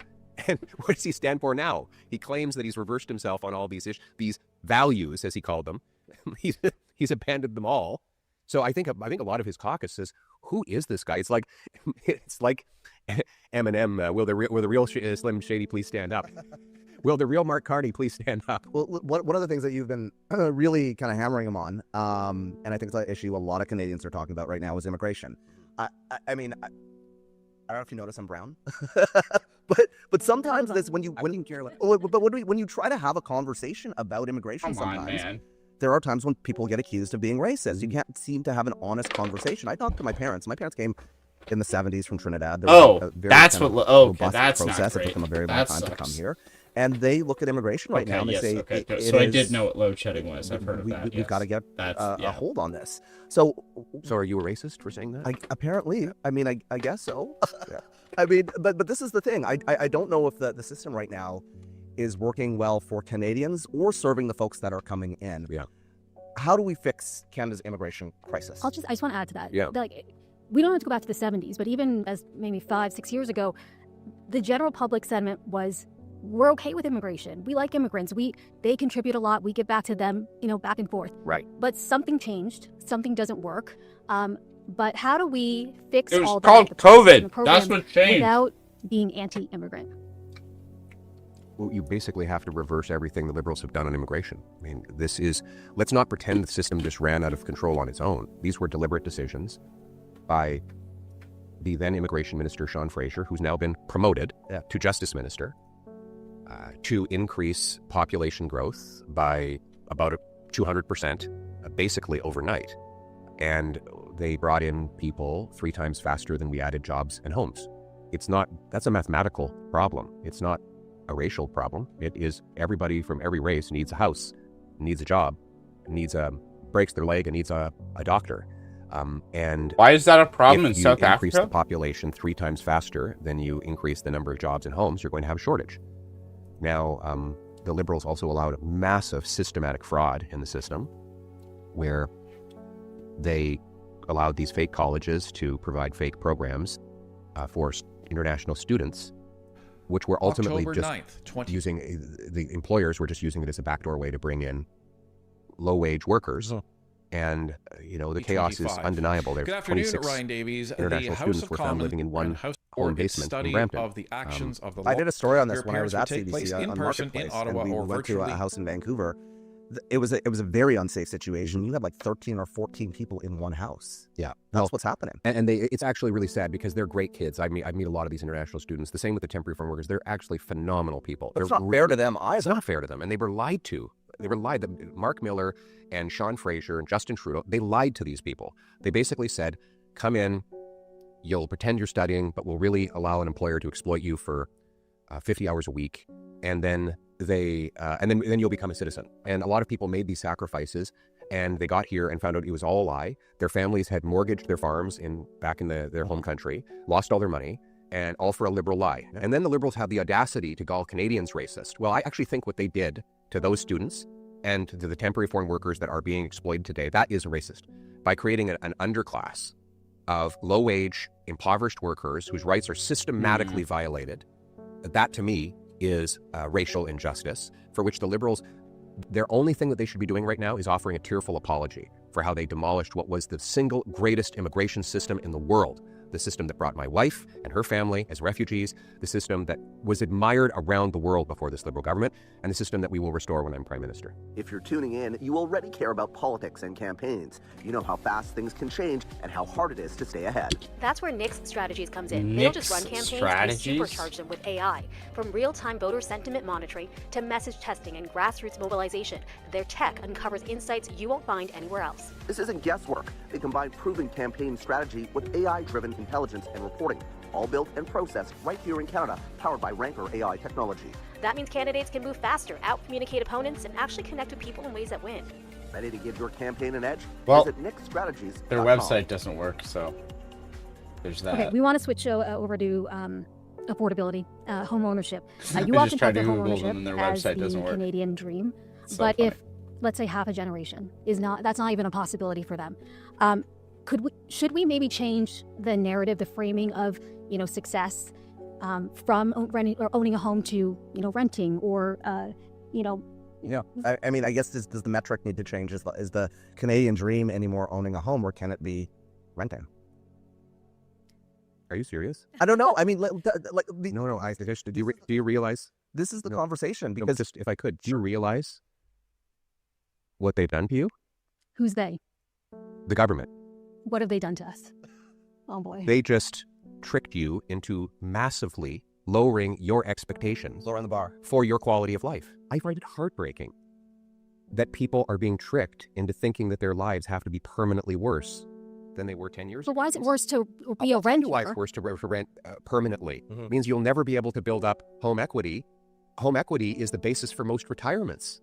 It means that you'll always be paying off the mortgage of a multinational corporation that rents you your place. Well, no, rather than building up I don't ownership think she's in a rage place. baiting. She's challenging. Like, she's not just accepting what he's saying at face value and ask it like they're not even really like she's challenging him or disagreeing with him. Like, he'll make a declarative statement, and she'll be like, expand on that. What do you mean? Why is that bad? Explain your, like...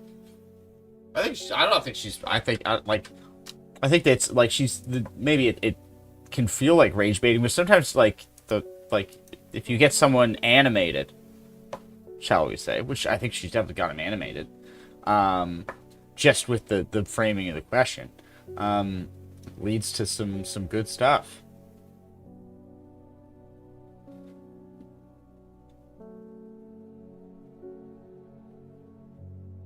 Yeah. Like when he says, "Oh, that just made like it's so bad that you think that what's like how dare you even suggest that it's not that bad to be a renter?" And then she goes, "Well, what do you mean? What's so wrong with being a renter?" She's not really saying like I disagree with you. She's just saying, "Well, explain why you say that."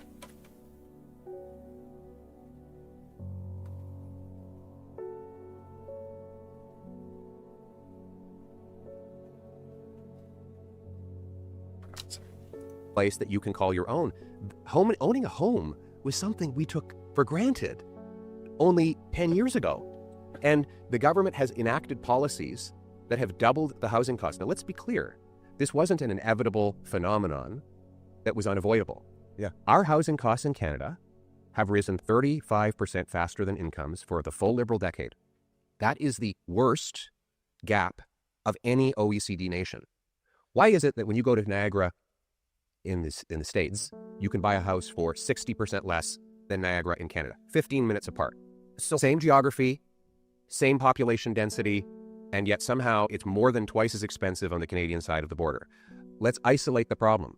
Liberals created this mess. They had excess money printing and immigration, which boosted demand, and they funded bureaucracies and put in taxes that block supply.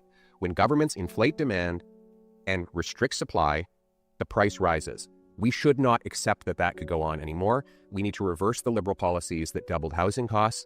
That means stop printing money, bring in a number of new people that we can absorb, and remove the taxes and bureaucracy so that we can build homes affordably, like we did for 160 years before the Liberals took office. So what do you say to the young person right now who thinks that this is just out of reach for them? They're right. Right now it is. They've lost hope. Yes, I know. And that's the sad part.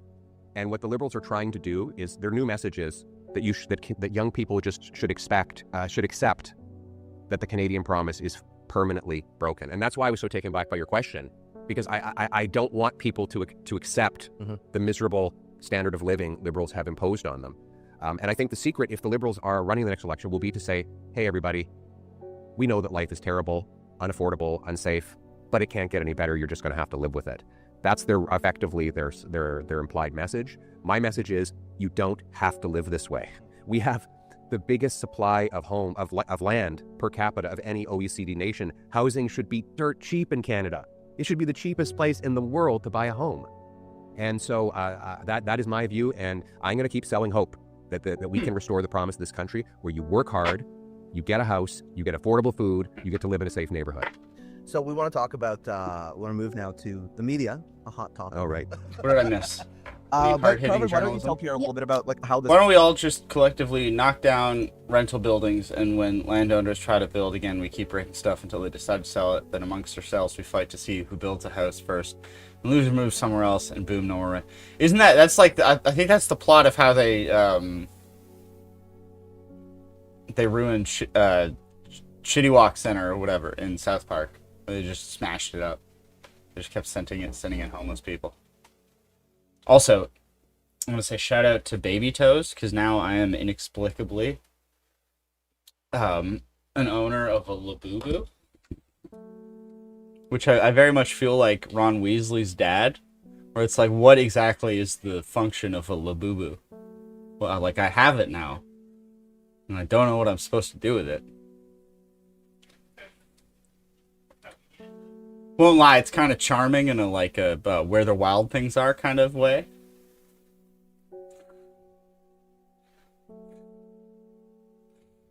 Sort of like they're like they're like gremlins. Like if I feed it after midnight, will it like attack me?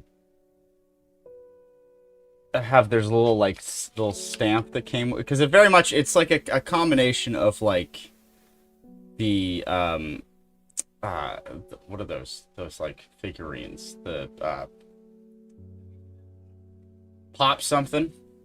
It's like a combination of that with like the Beanie Babies. God, what are those little like figurines that were like big with nerds? That people would have like walls full of them. What are those called? Someone help me out here. They very much feel like that mixed with Beanie Babies. This is apparently sea salt coconut.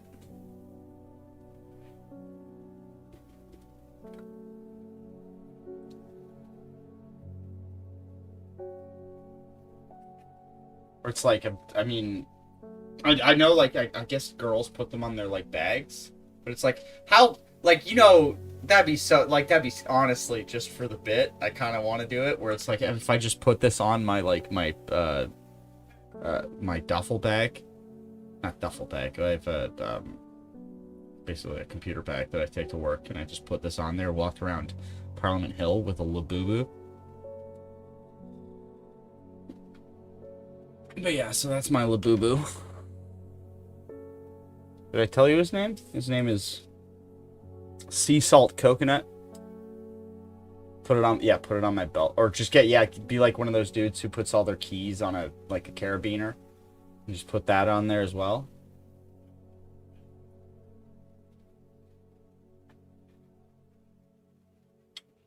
Put you right there, buddy.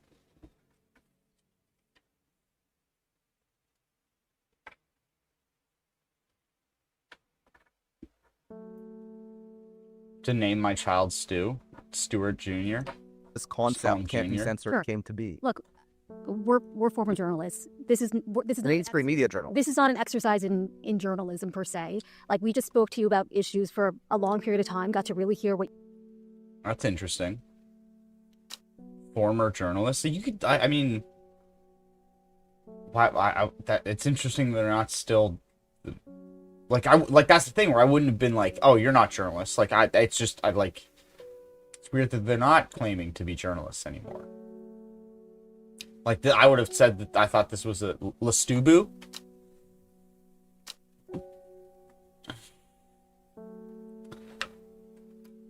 We're updating the stream title. Left hand.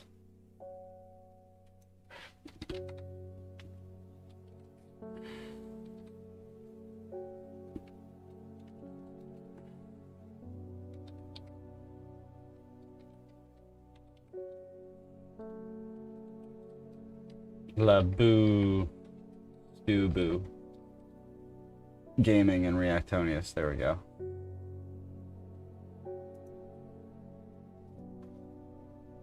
I mean, look how cute he is. Just a charming little guy.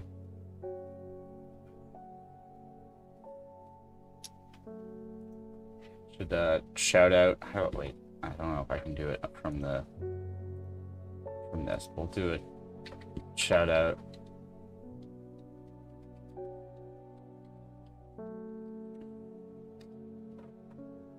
Shout out Baby Toes for the LabuStubu stream.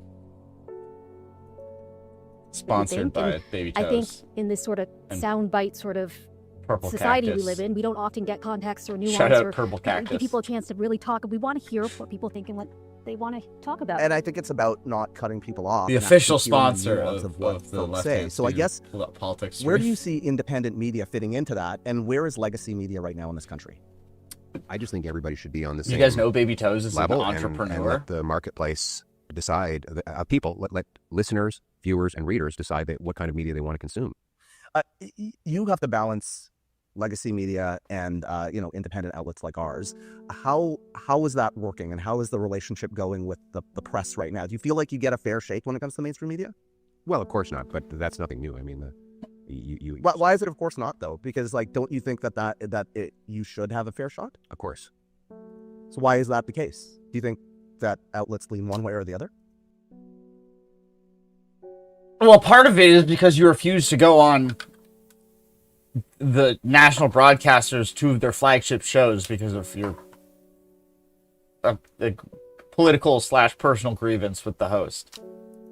Yes, they do. And they all know that, and you know that. I mean, I do know that. But I mean, you went through CBC, am I wrong? Well, I did. Apparently, I still do. I haven't read the paper to see if I'm I mean, still it's also like... Probably won't be after this interview. After this airs, probably not, but... Shout out Vashi Kapelos. Like, this isn't to say that they're right-leaning, but it's so funny to be like, yeah, Vashi Kapelos is a super lefty. Like, come on! And this, I want to front-load this with I have nothing but praise for Vashi Kapelos as a journalist. Which is why it's such a joke to be like, oh yeah, she's just dripping with leftist bias. Like, come on. Like, half of the, like, and all I know it's that not true, because half of the clips I see of, like, sort of right-coded accounts are all, like, Vashi's just sort of picking apart liberal, like, ministers and stuff that come on our show. Clips from Chicago. No, what happened in Chicago? I've been trying to catch up on Tbilisi as well. I did not do much productive today. I watched that new Matthew McConaughey movie today, The Lost Bus. Oh, ICE stuff? Oh, of course. Not to dismiss it, but it's like I should have known. DUI hires. That's great. I like that one. Oh no. No, god damn it. Don't open it and don't open it there.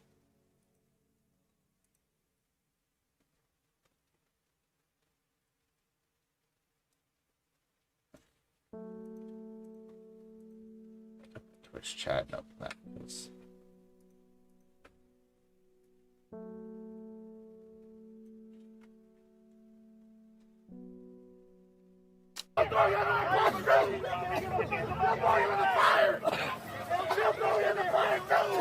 Oh, she did. I don't even need to know what the story is. I know what happened. She was running and tried to use the pepper spray while she was doing forward motion. It's the same old story.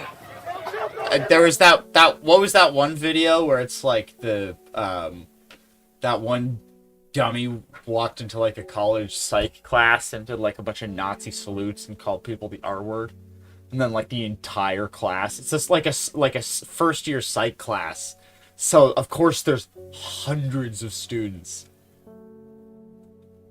Oh, ICE. Oh, yeah, okay.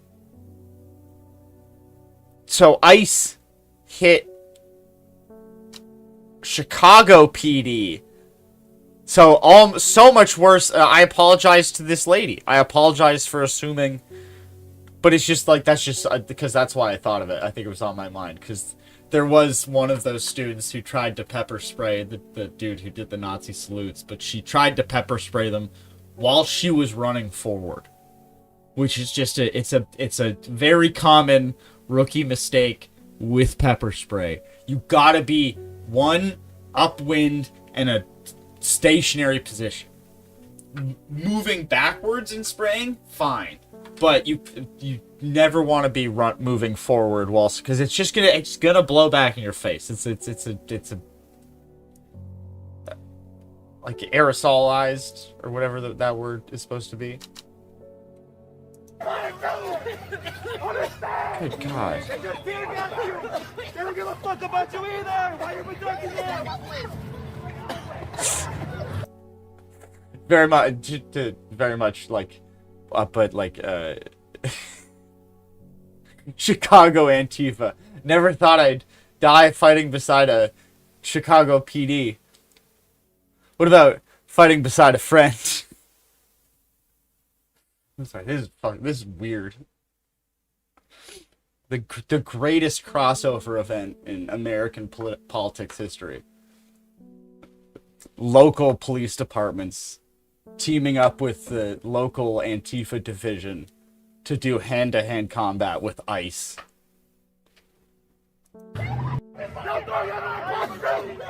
Oh yeah, it's right. The ICE gas seeping. Good God. I think it was Chapo did the episode where it's like, what's the American version of the years of lead? And it's like the years of whatever.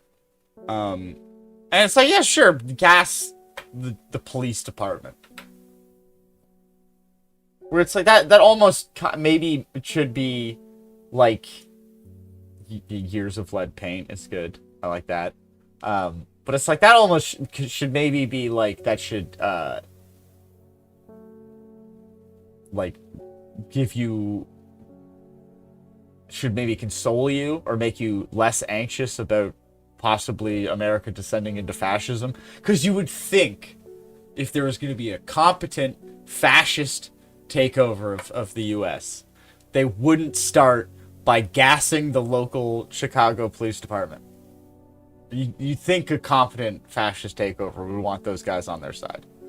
And also you'd probably not want to subject all of the generals you want to get on your side to the most could have been an email, waste of time, like pep rally with Hegseth and Trump, where also Hegseth for some reason is like, I think you're fat and I hate your beards. Where again, also I was like, because I was like, there's probably quite a few, I would think, Muslim and Sikh soldiers, which obviously Hegseth couldn't give two shits about. But also I learned, like, I didn't know this, there's like a thing where it's like they like one of they even before they like the US military was even close to woke enough to have cared about allowing Sikhs and Muslims to be in the military with a beard. It was like in the 80s they allowed like exceptions to the like clean shaven rule, because like I think there's like a good chunk of like black people or black guys, when they shave, they get all like the I think it's like the like they get all the bumps and shit, and it's like really fucking irritating and painful. So like, okay, you can have like they couldn't have like a full beard, but like it was like they could have like certain amount of facial hair just to avoid unnecessarily discomforting people who are volunteering to fight and possibly die on behalf of their country. It's like maybe we can let them not shave their whole face, but so we can compromise a little bit for these people who are potentially about to make the ultimate sacrifice for this country. Seems fair.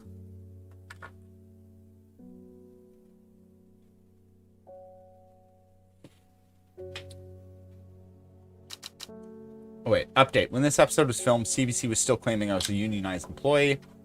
Oh, that might have also been it, because there's like probably union like regulations or whatever they had to like be mindful of and didn't want to screw over.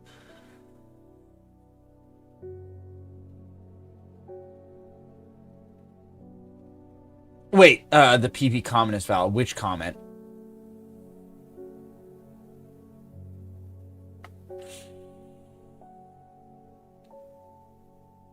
Are you saying Travis is too much of a loser? I don't think, like, that's the thing. I don't think Travis is a loser. He was people were excited when he got his show. He's a good reporter.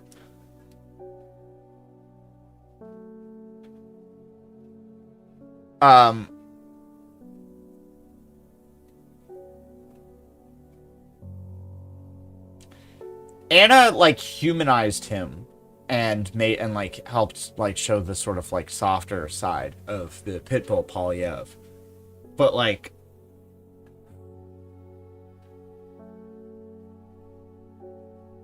just from probably your perspective, I think you're maybe assuming Anna has like less aggressive conservative politics than Polyev. And I can tell you, she does not.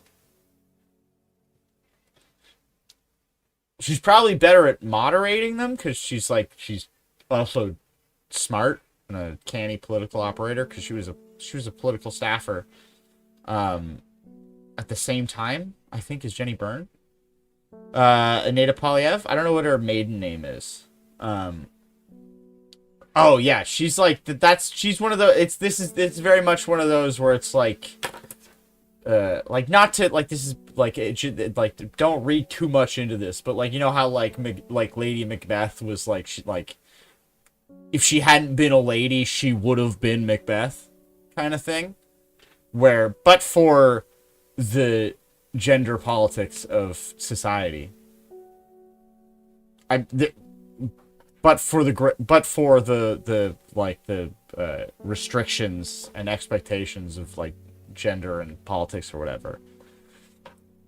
If we had a perfectly like egalitarian society, Aneta for sure could have been in the same spot as Polyev. And probably still could.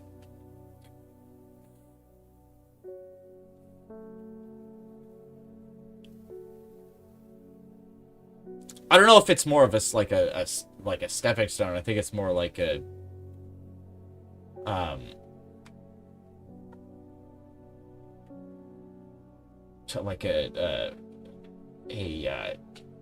the sum is greater than, or the sum or the whole is greater than the sum of its parts sort of thing.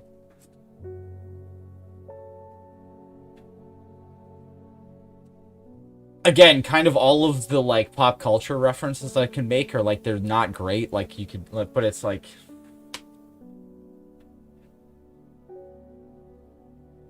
no, that's not his wife.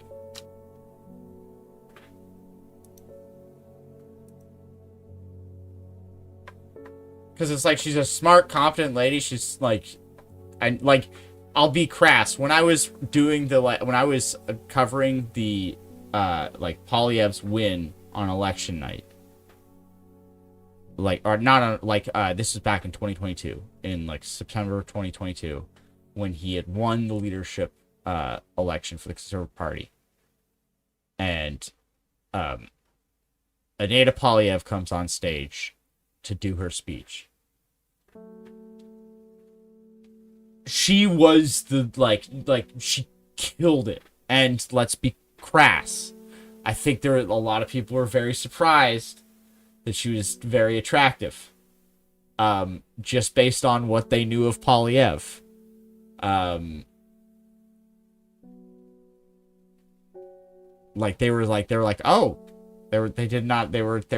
was a lot of, shall we say, male conservatives of a certain age that I interviewed after both of their speeches, who were very, shall we say, impressed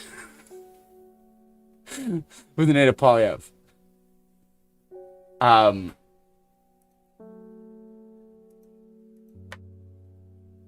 So yeah, I would be, you do not, I think, do not cast her as simply like the politician's wife. I think that would be a mistake. I don't know if I would say disgusting, but that's, again, you're very much welcome to your opinion, Mayor McCheese.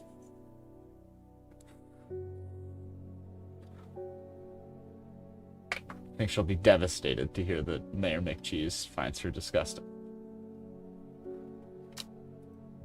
I mean, you know, part of the reason we did the show is to push fast. I did live at CBC. I was told to keep quiet, not rock the boat. I mean, I was not even able to request an interview with you.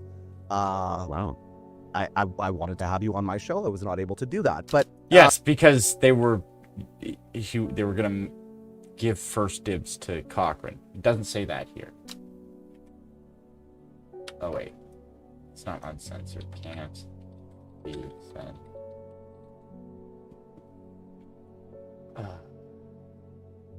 Carmen Wong. She's a former anchor of CP24, which is a more like Toronto, Ontario-ish based. Yeah, so Travis Danwit, Raj, Carmen Wong on the left. What's your take on the state of our public broadcaster right now? I think, you know, it's as you describe it. They have an ideological objective and they carry it out every day. And but you know, you described it very clearly in your your Have a comments good night, after Camilla. you. Thanks for I'd like to hanging see, out. Have you left, just so I'm not misstating the I facts? think that they have a story on their website with my resignation letter, but apparently... Well, before you resigned, you described how CBC operated, and I think your assessment is accurate. So why do you think it is difficult then when you've got a large proportion of Canadians, and I'm from Alberta, so and when I went back to Alberta, often when I was working for the CBC, I said no, I would defend them and say no, that's not true. They don't lean one way or the other, and then you get to a certain level and you start to see policies weaponized. I guess there doesn't seem to be a recognition from the top brass at CBC. Also, just me, or is anyone getting increasingly uncomfortable on the last one with the way he was saying protocols? Kept calling them the protocols, and I'm like, that feels...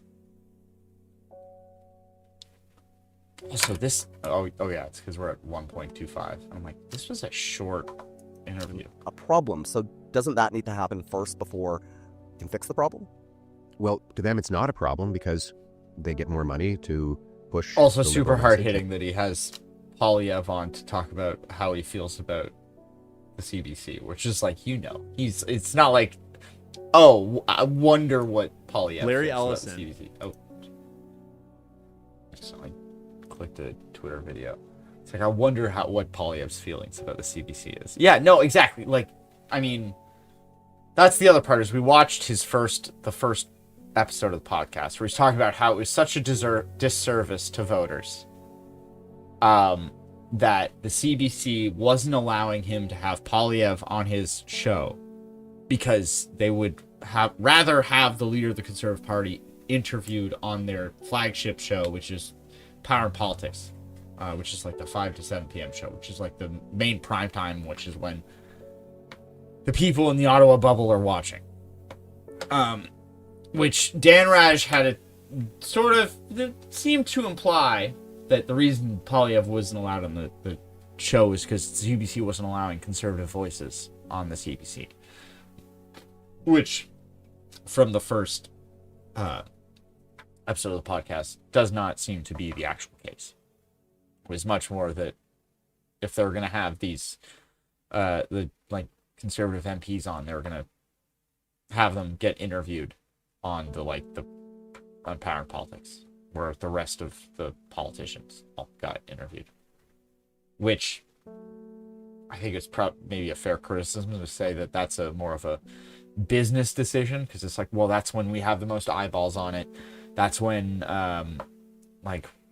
we'll get the best ratings, blah blah blah. And rather than it being a journalistic decision, because I don't. Well, but you could also, the other criticism, I'm already arguing with myself, but the other argument would be like, well, if the Conservatives are boycotting basically everybody on the CBC, but you, Travis, is it maybe warranted for some introspection about why they're only willing to talk to you? And do you really think it's because they just think you're such a fair and balanced journalist, unlike all of your colleagues? You're just so much more fair and balanced than all of your other colleagues. Or do they maybe think that they will get a more favorable, softer interview? Maybe the kind that opens with, what's your favorite wrestler? Something like that. Just pull a random example out of thin air based on nothing at all. And they push liberal message so they get more money. So they don't think that's a problem. Do you still think though that the CBC needs to be defunded? Because I don't know where I stand on this really. I've written an op-ed, and it's on our app right now, about the fact that I think that there are places in this country that what's your monthly True Classic budget? Been to that would not be served if it wasn't for the CBC. Which I'll admit, True Classic makes a damn good t-shirt. Makes me look jacked, and I'm skinny as hell. I don't think it's working right now though, and I feel like there needs to be a review. So what do you think the Carney government? You'd have to trick them into that. Be like, I challenge you to a barefoot race, no shoes, in order to fix the CBC. What is I mean, Go ahead. is it a government problem? Do you see that as Well, a government it's a problem? problem. I think it's a problem with the executives, but I also think that I think a lot of them would panic. Now I'm imagining like a scandal where we found out that Sean Fraser is actually only 5'9". He's just been wearing like literal stilts this whole time.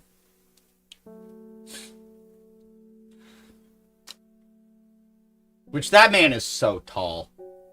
I've seen him like walk up to a bar and like make like a whole row of grown men like get up off the stool and stand up, because when Sean Fraser walks in, even if you're a full-size grown man and you're sitting on a stool, when he's standing at full, like, whatever, he's like, I don't know, 6'7" or some ridiculous height. When he's standing there and you're sitting on a stool, you look like a little kid on a high chair. And I saw like a whole line of them just stand up, like, as they're looking at how tall that dude is. It's insane. there needs to be more oversight in terms of like if all taxpayers, not just liberal taxpayers or conservative taxpayers, are paying money to fund the CBC, so they need to be representative of all Canadians. And there was a time when they were more balanced. What are your thoughts? It's very simple. The thing that keeps media outlets serving the public is when they have to win over dinner tables. We often disagree about a number of things, but we can then go on and have dinner together. We can go on and be friends. You're not my enemy because you disagree with me. I think the problem is that some people have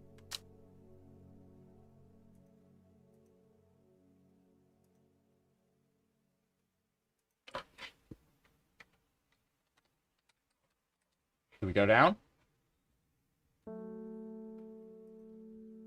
My stream looks like we're still good.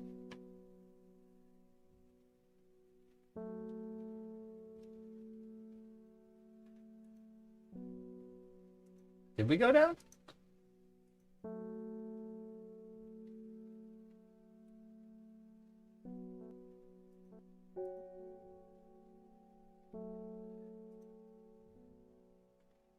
Nope, I think we're still good. developed the idea that they can shut down other people. That if someone disagrees with them, they can have them censored, silenced. But there unfortunately has been a mentality that has grown across the English-speaking world that if you don't agree with someone, censor them, shut them up, fire them, destroy their lives, and that has to stop. We need to allow vigorous, free, open debate, not censorship, not political violence. That is the freedom of expression is the lifeblood of our democracy. And we need to unite across ideologies and parties to say that political violence and political censorship are not acceptable, that we thrive only on freedom of speech, and in the free and open world of ideas, let the best ideas win the argument, rather than the side that uses force and violence. So how did we get there, where speech is now policed and you are censored? There wouldn't be a need for this show if we weren't censored. You're right, and I think there has been a very concerted effort to silence contrary voices on a whole series of political issues, and to use force rather than to use freedom to resolve differences. And I think that's what we have to reverse. All right. We want to end with some rapid fire. We call this the uncensored rapid fire round, all right? Fire away. Okay. Well, I'm so ready. How much do you bet? He's only asked that because he wants to know if he can bench more than you. So I don't know. Can I get back to you? I haven't tried to max out in a while. You don't know your PR? So I don't do barbell benching. I find it very hard. I still have that shoulder problem. It's still latent there. I usually use dumbbells. I think the highest dumbbell I've ever done was 110 or 120 dumbbell per hand. But that's a lot different than barbell. Barbell is a different physical dynamic. And I haven't done a barbell press in 10 years because it always screws up my shoulder. All right. I know that's a very lame and long answer. But that was to a very simple people question. how much you bench, right? Well, yeah. How much you bench? I can do 220. Oh, 220? See, that's here's the thing. Anyone I know who works out works out at any level of consistency. Even the women can rattle off the top of their head what their bench PR is.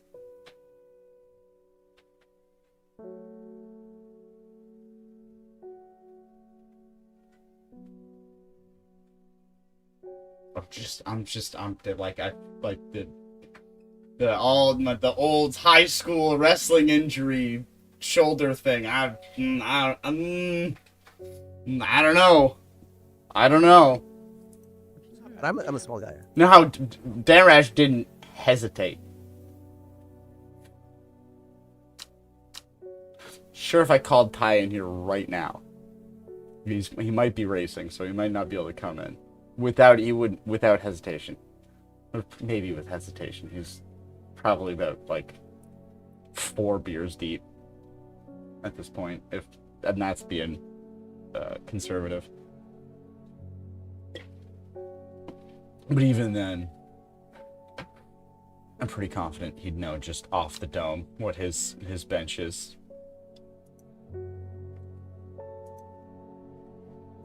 I mean, it wouldn't even be a dunk. Like, when would he have time to work out?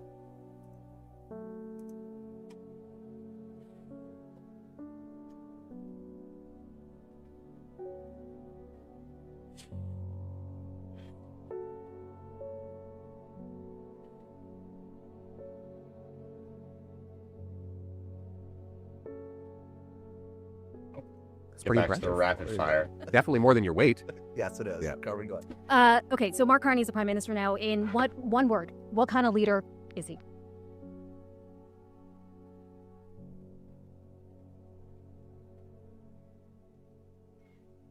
I would say disappointing. All right.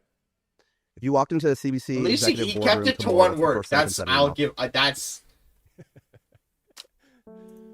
because that's one of those things where it's like it's a pass fail, or whatever you say is, as long as you can keep it to one word, you pass, and it's like that. It's whatever it is will seem like a good and also like a wise answer because it's just one word.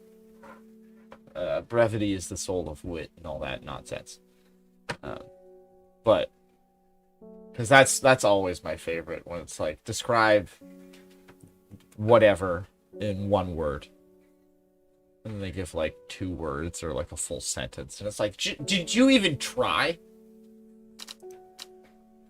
It's not even a hyphenated word. In the border in the first place. Stop by security. Yeah, I picked up by security. You said I wasn't allowed there already. I probably got stopped by security. We should go together. Yeah, that's right. That's it. Carmen, go ahead. Who in your caucus gives you the bluntest feedback?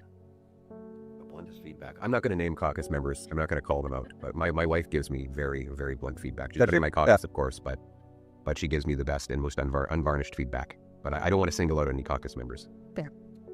Do you ever see a situation where you would grab a beer with Justin Trudeau? No.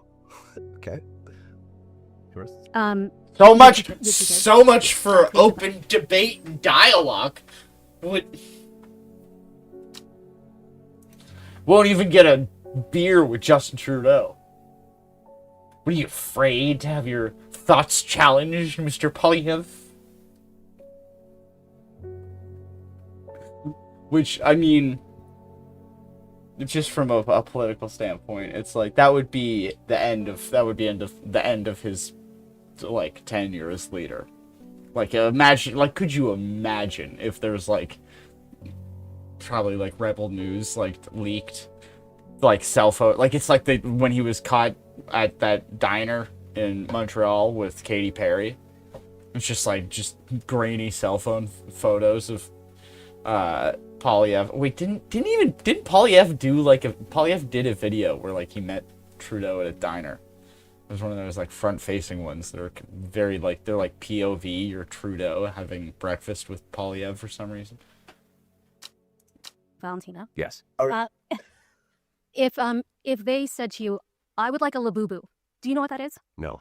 Okay. I told her. I was like, don't ask me. You definitely will not know what that is. So out of touch, man. Oh, it's a doll. It's a doll. Yeah. Okay. Yeah. One might ask for for it eventually. My little guy is all about Spider-Man. Yeah. Spider-Man shoes, pants, shirts, lunch bags, you name it. It's all Spider-Man. In fact, he started school about a week ago now, and the first thing he told his teacher is his name is not Cruz, it is Spider-Man. So, and she's apparently respecting that. I was asking her every day, she still call you Spider-Man? Yep. Well, apparently, my middle child is also named after Spider-Man because my husband is a big fan. Her name is Parker. Really? And Peter Parker is Spider-Man's name. Yeah. I agree to this coming out of many drugs and giving birth, and yeah, she's named after Spider-Man. Well, my wife wanted to name our firstborn son. Are they? Like Ronaldo. After coming out of Parker. My middle child is also named after Spider-Man because my husband is a big fan. Her name is Parker. Really? And Peter Parker is Spider-Man's name. Yeah. I agree to this coming out of many drugs and giving birth, and yeah, she's named after Spider-Man. Well, my wife wanted to name our firstborn son Ronaldo, and she claimed that it was because it was Ronald Reagan's, a play on Ronald Reagan's name, and in reality it was her affection for the soccer player. So I was like, no, we can't name our son after a soccer player that you have a crush on. We're gonna call him Cruz instead. We got two more. After This can't Tom. be censored. So, favorite curse word? Oh boy. Well, you said fuck already. Well, I guess if there's no more incremental damage that can be done by simply repeating that. So we'll go with that. I'm already stuck with it. There you go. Yeah. Okay. And finally, what's the biggest misconception about you? Have a Mac. I don't know because I don't spend my time trying to figure out what the conceptions are. But, I'm definitely a fighter, but I think what I want people to know is that it's because I believe in what I'm fighting for.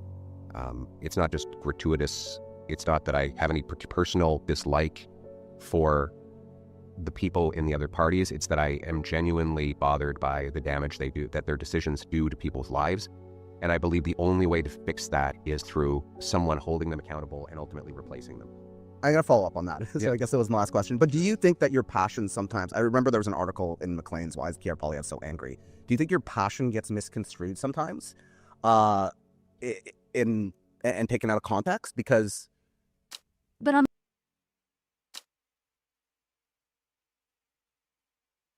This is a therapy session.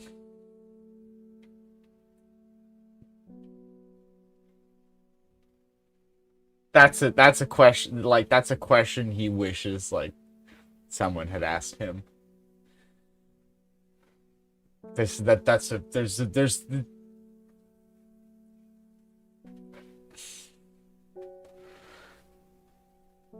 less projection at a Cineplex. on the flip side, that can also work, right? That can also work. It might by the media, but when I launched my leadership campaign, I did it in a video that I shot in my then basement. And I go back to that video from time to time.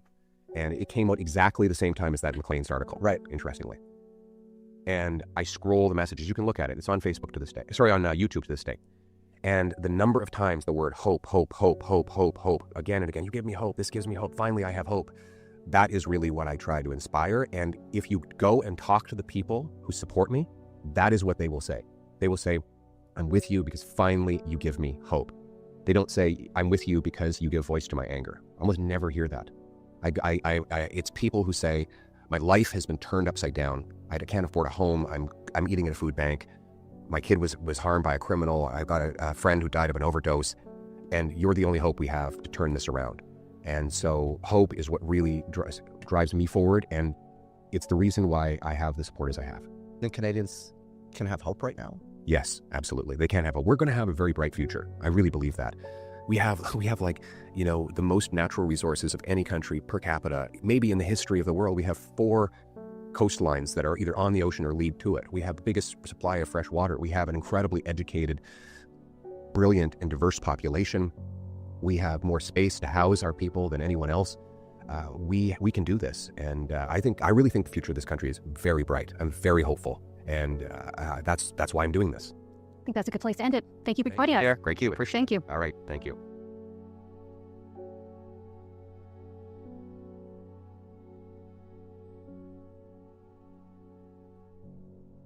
So to lighten the mood a bit, you see the news recently, the Tucker Carlson statement. He was dating women just a few years ago. That's totally fake. He's not gay at all. Smart.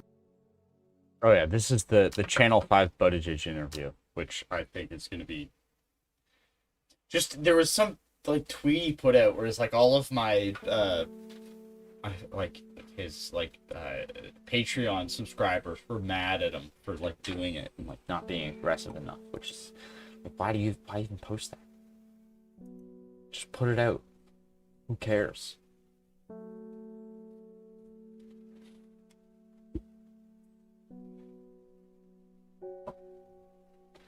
That's my thing, where it's like I don't like when it like your philosophy. I think a good, or at least in my view, a healthy philosophy. If you're going to do a journalistic endeavor, is like I don't care if you're happy or mad at the reporting. I just, as long as I feel like I have informed you of the thing that I think it is important for you to know. I don't care how it makes you feel, but if it's like important information, then I think it's important for like people to have to make them more aware of what's going on around them, or have better context, or be better informed, or whatever lofty nonsense I'm telling myself. I mean that's what I care about. I don't care if you're mad. Sometimes it's funny when it makes people mad. I'm like, I don't know, like, because most of the time I don't understand what they're mad at.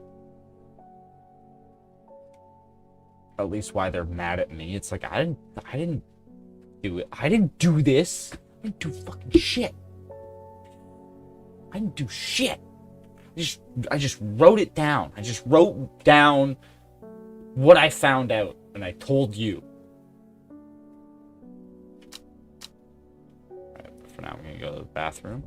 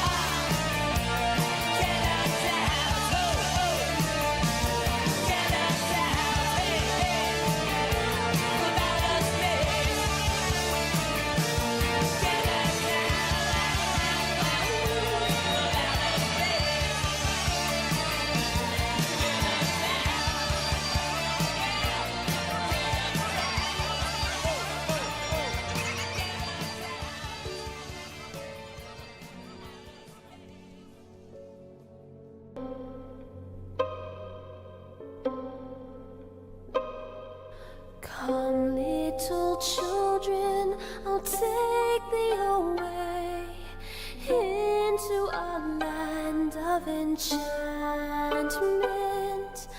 Come, little children, the time's come to play Follow,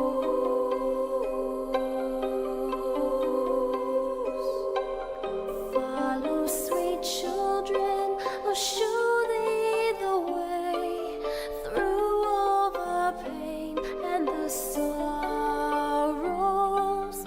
Weep not, poor children, for life is this way, murdering beauty and passion.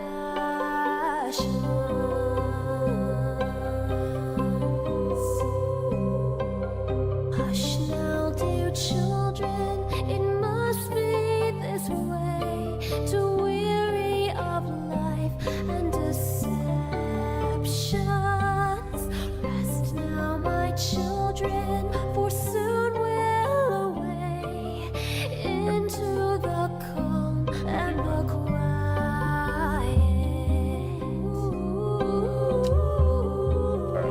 Actually, we'll save the Buttigieg interview for maybe later this week, because I think I don't have any party, so I might be able to get back into doing some more regularly scheduled interviews or streams. And maybe actually do some interviews. I'm trying to do some actual journalism on this channel. But, I mean, I have to figure out a way to do it that doesn't, like, conflict with the actual paid journalism I do. Oh, we'll figure that out. That's for me to figure out. But thanks everybody for hanging out. I think we're just gonna end stream.